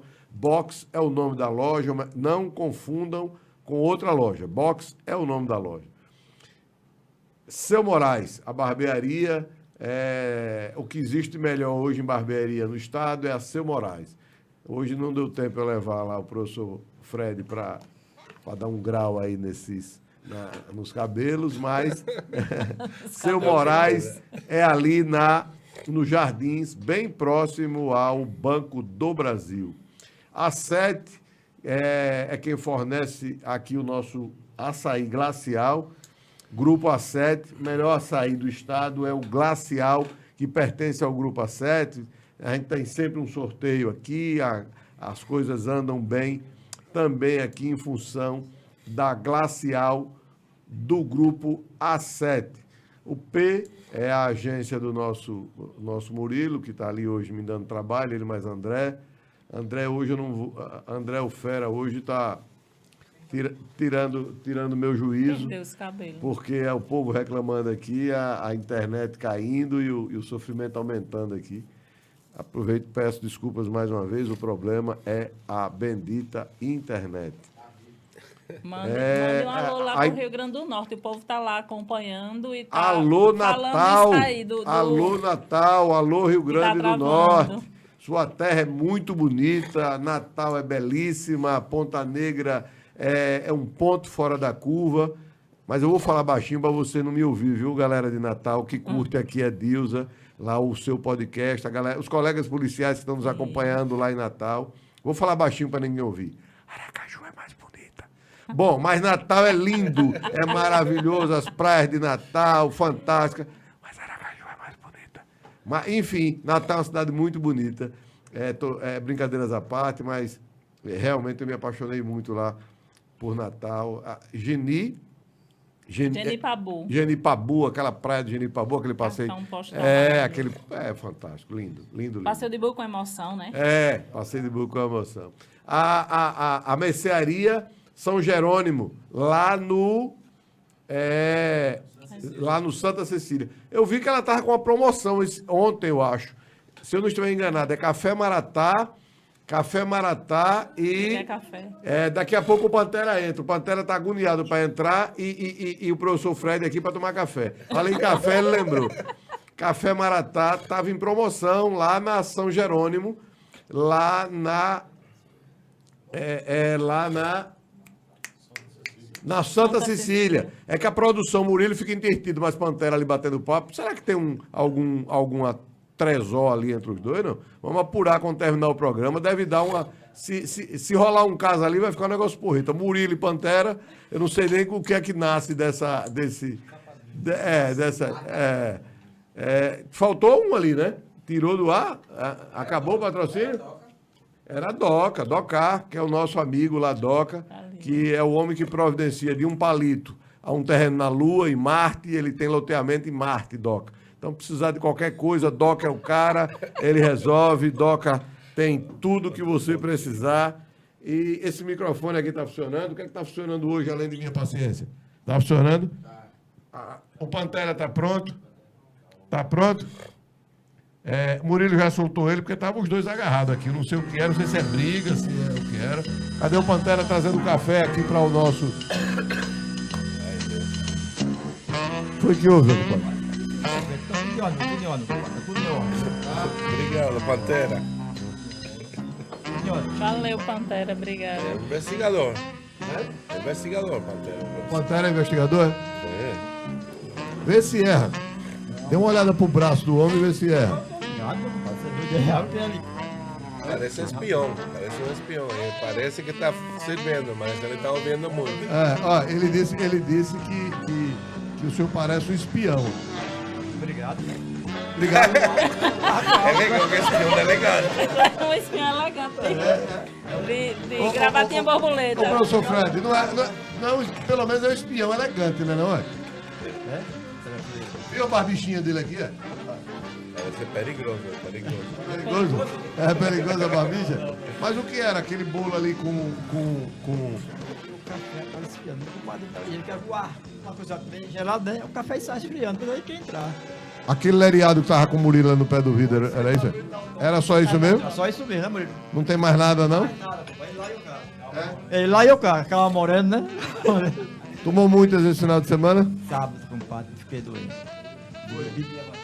Você não, eu falei pro senhor gaguejando. E o senhor gagueja, meu pai? O senhor gaguejando. Tava moiado, compadre. Tava moiado mesmo. Tava moiado. Mas nós estamos no verão, como é que o senhor tava moiado, meu? A chuva que deu de verão, né, compadre? Chuva forte de verão, né? Chuva de verão, aí deu, eu me moí, compadre. Foi? Vai mandar um abraço pra quem hoje? Hoje, pra minha netinha, né? Maria, né, que nasceu, né, tá com 6 dias, né? Que chegou em casa, né, minha netinha, né? É a 10ª netinha, né? Olha, o Pantera é um reprodutor de primeira linha. 10 netos. Aqui, minha netinha, né? 21 anos, né? E Caon aí, viu? 20 anos. A equipe da pescaria, como é o nome? Aqui pra... Pai velho, capa bode, chaparral e bebe Arnaldinho. A equipe de pescaria é a gente aí. Pra gente fechar o pacote, seus netos que estão lá agora ouvindo. Macaxeira, Cheirinho, minha filha, seu Bernardo e Paraguai. Tchau pra vocês, meu neto. Tá bom? Tá bom, meu? Mais alguma propaganda? Tudo em ordem, tudo em ordem, tudo em ordem. Botou a rede na água? Botei. Vou sair agora 3 da manhã pra olhar a rede. É? A meta tá ser 4 da manhã, né? Tem que sair 3, né? Muito bem, muito bem. Vá com Deus, volte lá para seu. Vem aqui comigo, vem aqui comigo. Pega aqui rapidinho. Pega aqui rapidinho. Olha quem tá aqui, ó. Olha quem tá aqui, ó. Olha. Boa noite, Ponce, boa noite, Edilza. Meus parabéns por estarem aqui. Obrigado por estar na melhor cidade do Brasil, Aracaju. Certo? Apesar que Natal é bonita, mas Aracaju é muito mais.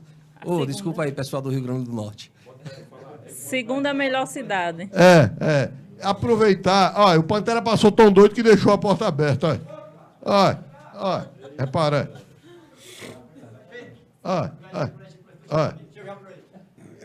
Em um outro momento, só para a gente poder fechar, eu ia abrir o programa com esse cara. Esse garoto é um garoto, eu chamo de garoto porque tem idade de ser meu filho. Isso é um pequeno gênio da área do direito, advogando na área criminal e civil. Ele tem um caso, precisamos ser rápidos, Júnior, porque a gente está no fim do programa e eu tenho uma atração internacional, não posso perder. Mas Júnior está advogando para uma moça que saiu ontem, inclusive, essa matéria no Fantástico, né, Júnior? Fantástico. O Luciano Huck ontem fez uma matéria com ela também, pediu donativos. Ela é uma professora de 23 anos, foi presa no Rio de Janeiro na outra semana, passou 8 dias presa, por um mandado de prisão expedido por um crime que cometeu, que ocorreu no ano de 2010, quando ela tinha 10 anos. Então, peraí. O crime que ela cometeu, em tese, quando ela tinha 10 anos. Exatamente. Em 2010, ela tinha 10 anos, foi quando o crime ocorreu. Em 2023, o mandado de prisão foi expedido em desfavor dela e cumprido. E ela passou alguns dias presa por conta dessa situação, quando, na verdade, era impossível ela ter cometido o crime, porque ela tinha 10 anos. Né? Ela não tinha condições de ter cometido um crime sendo menor de idade, e também porque o crime foi cometido na Paraíba. É uma pessoa do Rio de Janeiro, vivida e criada, como diria minha avó, no interior do Rio de Janeiro, lá no Rio Bonito. E aí ganhou uma grande repercussão, porque foi uma série de absurdos desse processo. E aí, com mais tempo, a gente consegue contar toda a história dela. Mas quem tiver curiosidade, tem no Globo, tem na Rádio Metrópolis, tem na Record, tem na mídia nacional, aí ontem no Fantástico. Foram quase 10 minutos a entrevista dela no Fantástico, expondo um pouquinho a situação, quem tiver curiosidade.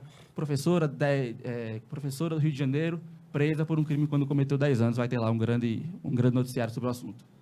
Doutor Júnior Góes, você advoga para essa moça, é isso? Para ela, exatamente. A princípio, a gente buscava a liberdade dela, a gente conseguiu essa liberdade, conseguimos na Paraíba e conseguimos no Rio de Janeiro, porque foi expedido o alvará de soltura dela na Paraíba e não foi cumprido pelo Rio de Janeiro.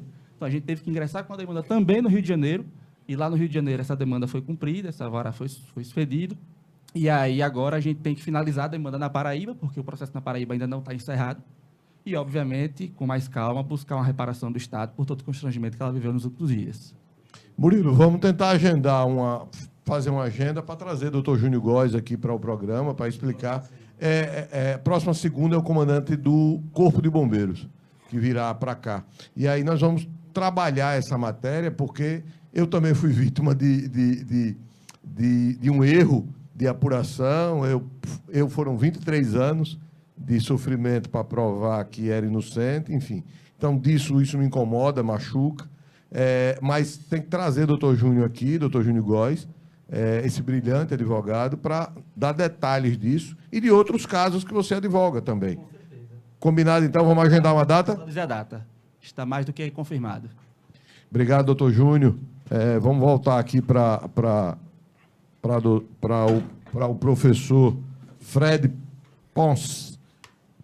Professor, em meias palavras, que termo o senhor usaria para esse caso agora? É apenas um absurdo?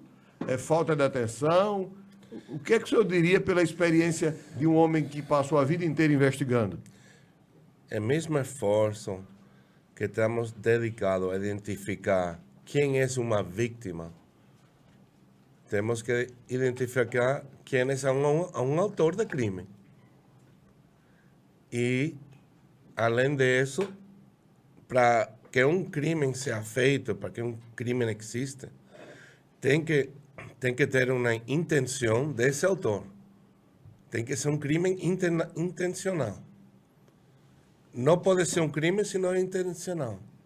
Agora, se estamos falando de outros crimes que culposos, é outra coisa. Mas, tem que ser um crime, tem que ser intencional. Como vamos fazer isso? Temos que tentar localizar esse autor desse crime. E para tentar entrevistar, interrogar esse suspeito. Eu quero saber quem é esse suspeito. Eu quero interrogar. Eu estou trabalhando um caso por 10 anos. Eu quero conhecer esse autor desse crime. Quem é? O que faz? Né? Eu quero trazer ele para a delegacia e entrevistar essa pessoa. Pode existir em qualquer ocorrência, qualquer jeito, qualquer investigação pode acontecer que pode liberar uma pessoa que você está entrevistando? Sim, pode. Pode ser que tenha um alibi que pode explicar todo que essa pessoa não foi a pessoa que cometeu esse crime e que essa investigação foi errada completamente. Isso não se pode ignorar. Uma pessoa que está acusada por uma testemunha, há que verificar essa acusação. Eu não posso, porque disse uma testemunha, foi Bento que cometeu o crime. Bom, vamos a crer tudo que falou essa testemunha. Não tem que verificar nada. Vou aprender ele 10 anos depois. Por quê? Porque essa testemunha diz. Sem se investigar, sem ouvir a parte. Há que verificar tudo. Professor Fred, vamos falar um pouco Você está investigando um segundo caso aqui no Brasil. Sim. É em São Paulo, se eu não estiver enganado, não é isso? Sim, correto. Na cidade de Itatiba, estamos falando do caso da menina Victoria Natalini, uma menina de 17 anos, que estava em uma excursão da escola. Nessa fazenda Pereira, em Itatiba, o dono dessa fazenda foi aluno dessa escola em algum tempo, né? E por muitos anos presta sua fazenda para que esse grupo de 34 alunos vá para essa fazenda a fazer um curso de topografia. Aí essa semana os meninos ficavam aí na fazenda, dormiam aí, tem cabinas eles para quartos eles para dormir aí, tem cozinheiros, outros maestros que estavam lá. Nessa excursão só foram 2 maestros e 3 topógrafos para cuidar 34 alunos. E nas mãos dessa escola, essa menina foi assassinada. E está muito similar ao caso de Beatriz Angélica Mota, que falta de segurança, de proteção da escola, cai em mãos de um autor de um crime. Então, nessa semana, 4º dia, dela está medindo essas áreas da fazenda. Era dessas das 14 horas da tarde. Ela avisou a seus alunos, amigas dela, que ela estava trabalhando para ir para banheiro. E aí desapareceu ela e não não localizaram ela, sino até o próximo dia, às 8 da manhã, foi localizada ela. Ela foi localizada a mais de 1.000 quilômetros,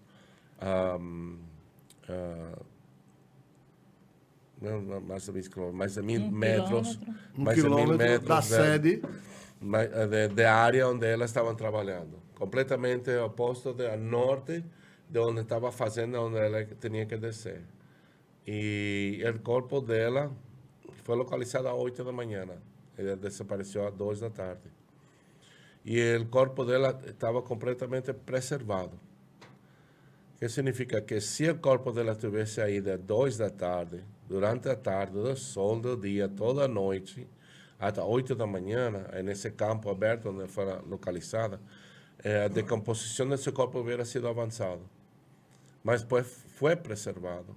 Só estavam umas formigas aí na tornozela dela, cortando a ela, e não tinha dano em seu corpo de nenhum jeito. Tinha abuso? Não, ela não chegou, foi abusada, não. O resultado foi que foi asfixia mecânica.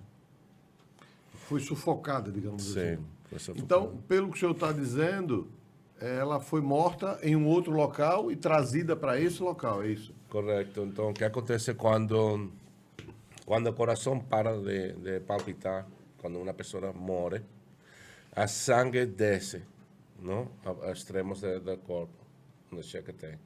Então, o que acontece é que a pele é colorida vermelha, por causa da sangue, né?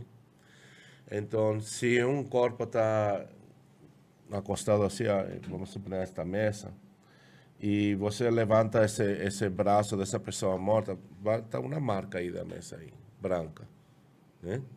O corpo dela, ela estava deitada assim, com a cabeça para baixo, né?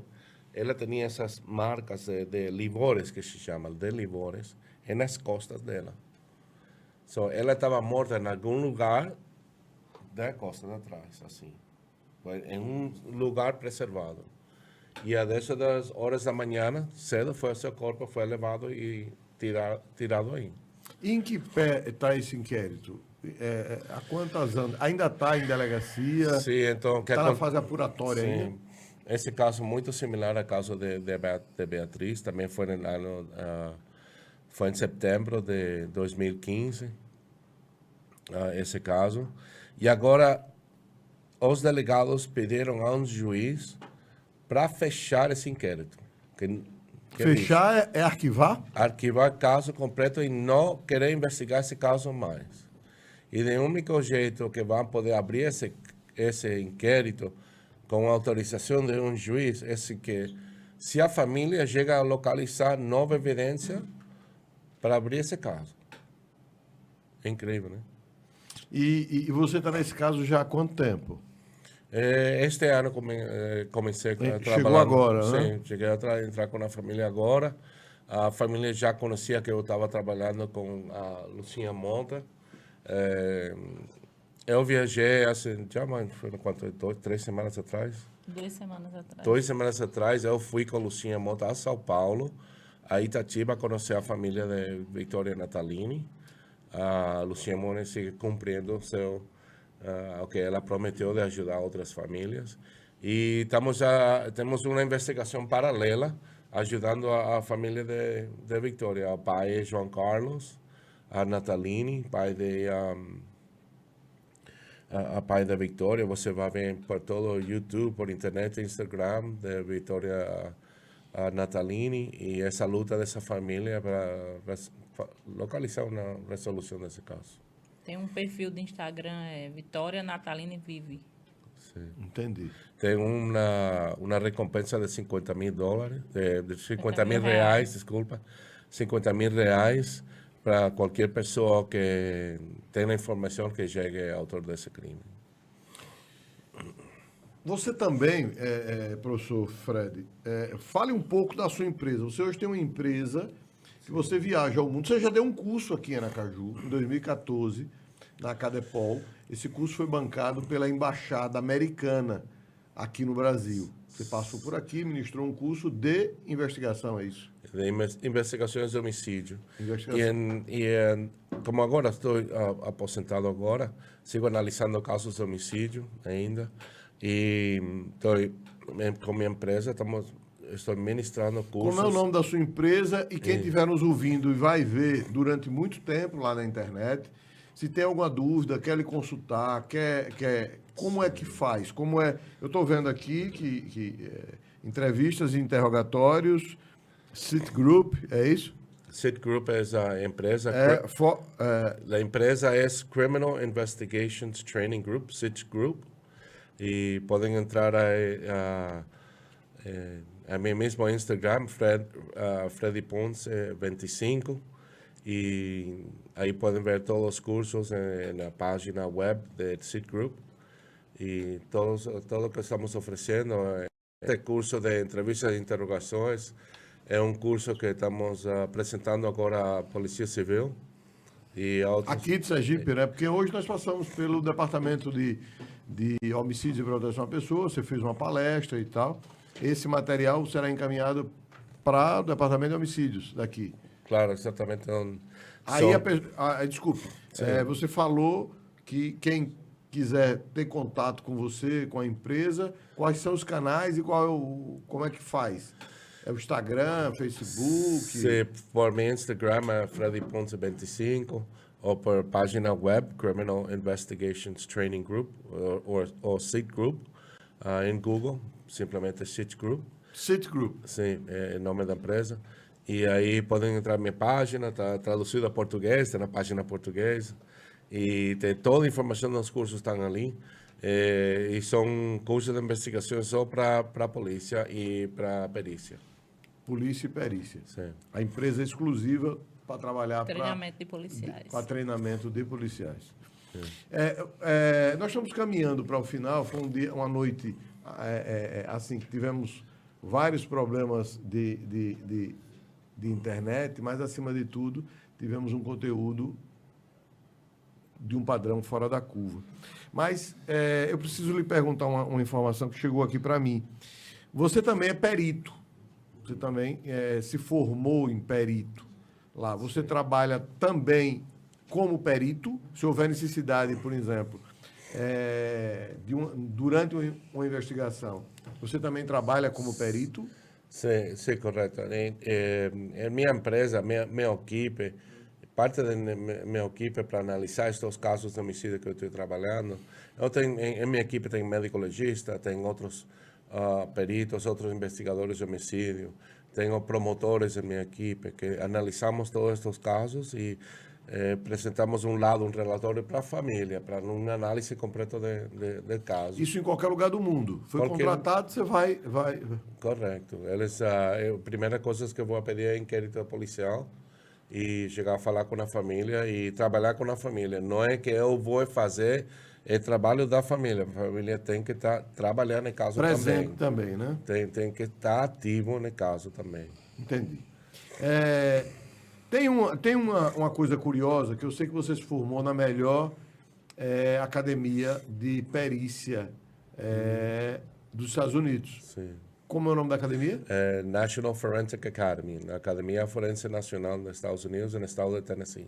Fica no Tennessee. Sim. É lá que tem as fazendas de cadáveres? Na fazenda de cadáveres são como uns 6 ou 8 hectares. E aí se estuda a decomposição de corpo. Corpos que estão enterrados, estão afora. Eu vi uma história de que você que tem o estômago um tanto quanto fraco, o assunto ficou um pouco pesado. Já advirto que nós não vamos descer a detalhes, mas faz parte do estudo. Graças a esse trabalho que os peritos conseguem desenvolver um trabalho. Você ficou 2 dias para desenterrar um corpo, é isso? Estudando a melhor maneira de desenterrar? Sim, corretamente. Que tem muito cuidado porque vem sendo evidência. Corpo é evidência, né? E temos que tentar localizar toda a parte desse corpo, se é um esqueleto ou decomposição que não está completa. E temos que escavar a mão ou a escova. A mão? Sim, a mão, o joelho no chão e a escova. De joelho no chão, escavando a mão. É, exatamente. Igual arqueólogos. Bem exatamente. lembrado. É um trabalho de arqueologia com um Exatamente. cadáver putrefado ali. Exatamente. E aí, entomologia, bem, também estamos estudando insectos e animais que estão perto desse corpo também. Eu tive lendo a matéria, são pessoas que doam seus próprios corpos quando do falecimento para que sejam estudados enquanto campo aberto, ou enquanto enterrado. Aí eu vi aqui que tem corpos que são colocados enterrados, outros em gaiolas para evitar que os animais mexam no corpo. E já tem outros que ele é simplesmente jogado ao ambiente. Para que se estude como ele se decompõe ali, é isso? Exatamente. Passamos um tempo aí analisando.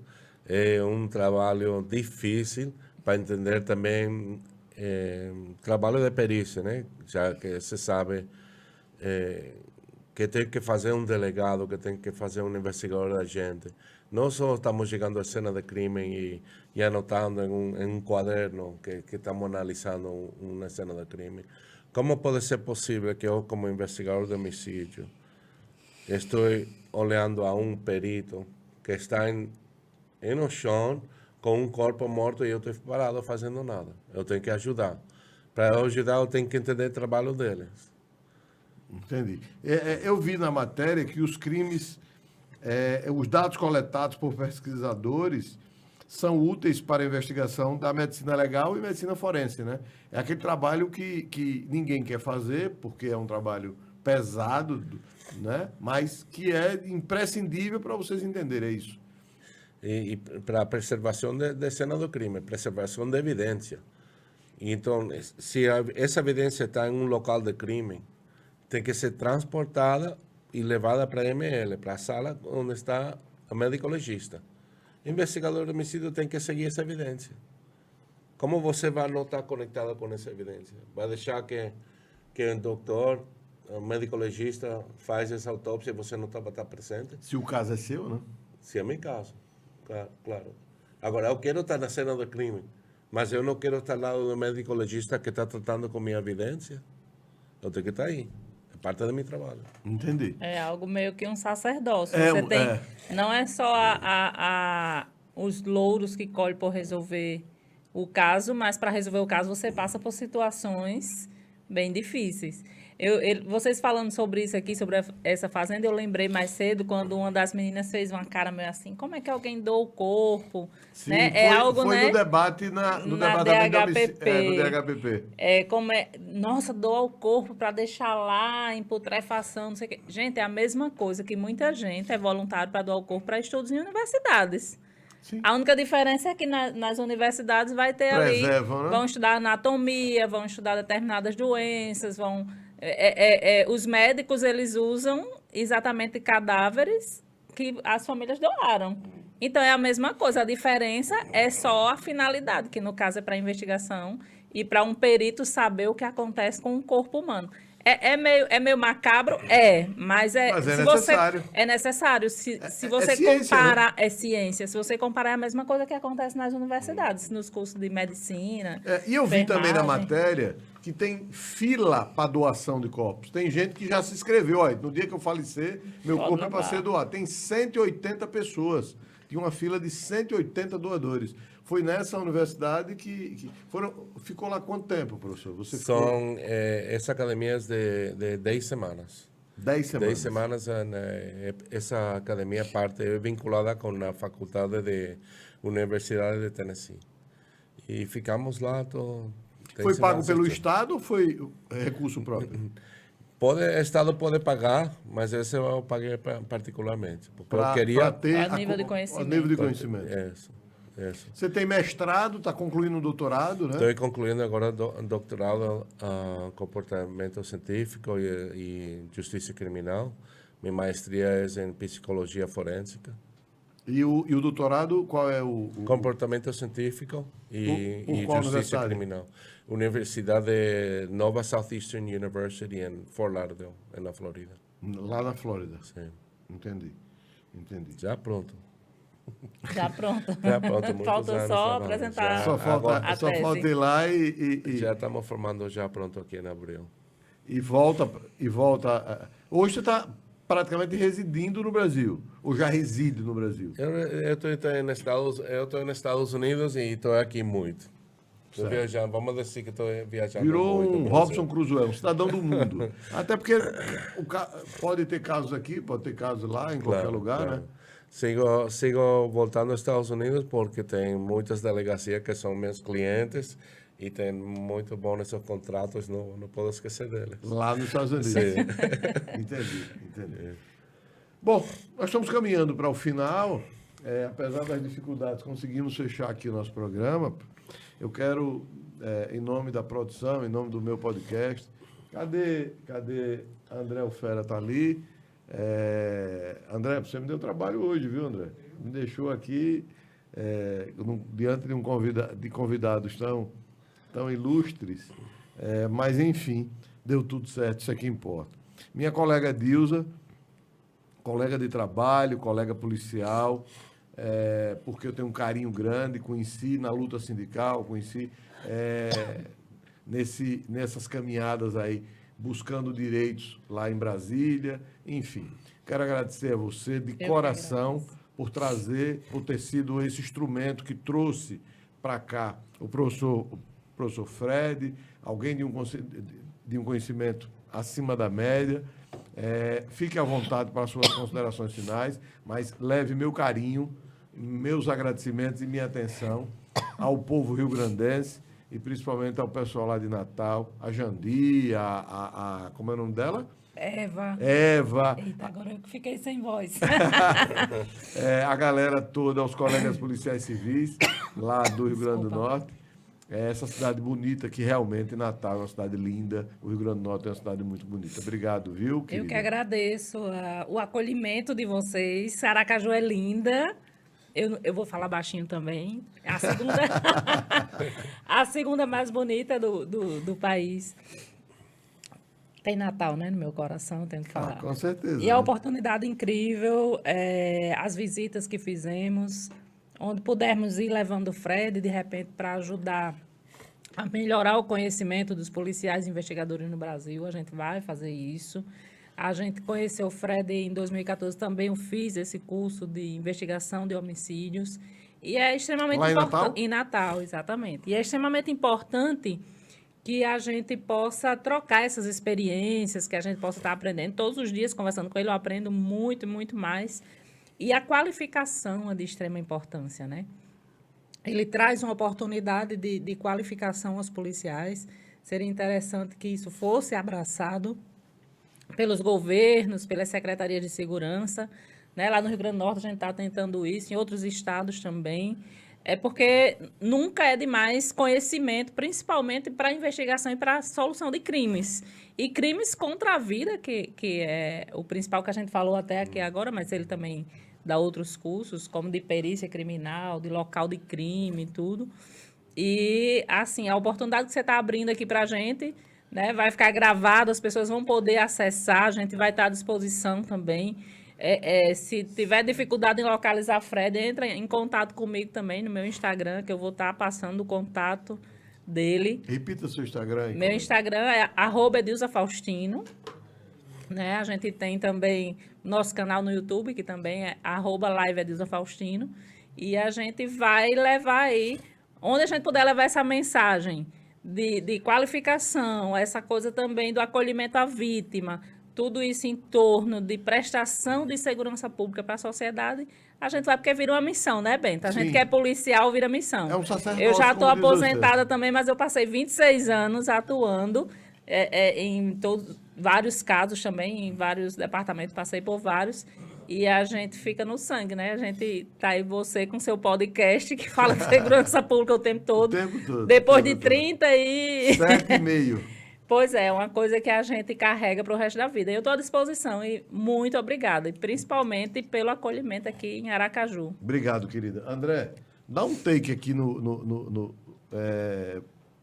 Professor Fred, mostra agora para a gente ver aqui, André. Tatuagem. Você consegue dar um take aqui, André? Na tatuagem aqui. Se você não conseguir, Murilo vem com a portátil. Libera a portátil aí de Murilo, que eu quero mostrar o quanto esse cara é profissional. Coloca o braço aqui, professor, para a gente mostrar. Venha com a portátil. O microfone está na frente aqui, não vai poder. Não pode. Venha com a portátil aqui. É só para vocês verem o quanto esse cara é profissional, o quanto ele é humano, o quanto ele é... essa tatuagem, ela é em homenagem à menina Beatriz. Beatriz Angélica Mota. Beatriz Angélica Mota. Isso aí, persistência. Persistência. É uma luta da família de não parar, não desistir, persistir. Professor Fred Ponce, fique à vontade para as suas considerações finais, mas fique certo de uma coisa. Lhe sou grato, o povo de Sergipe é grato, a Polícia Civil de Sergipe, por onde você passou já a segunda vez, passou a primeira ministrando do curso, agora ministrando palestra, pelo esse vasto conhecimento, por esse sacerdócio na causa segurança pública, buscando cada vez mais preparar as polícias do Brasil e do mundo para esse desafio que é investigar.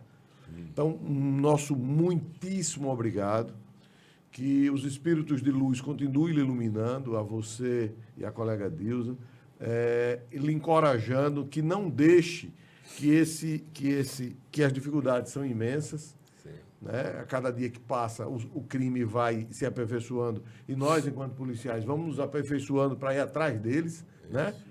Então, muitíssimo obrigado mais uma vez e fique à vontade para as suas considerações finais aqui no podcast O Xerife.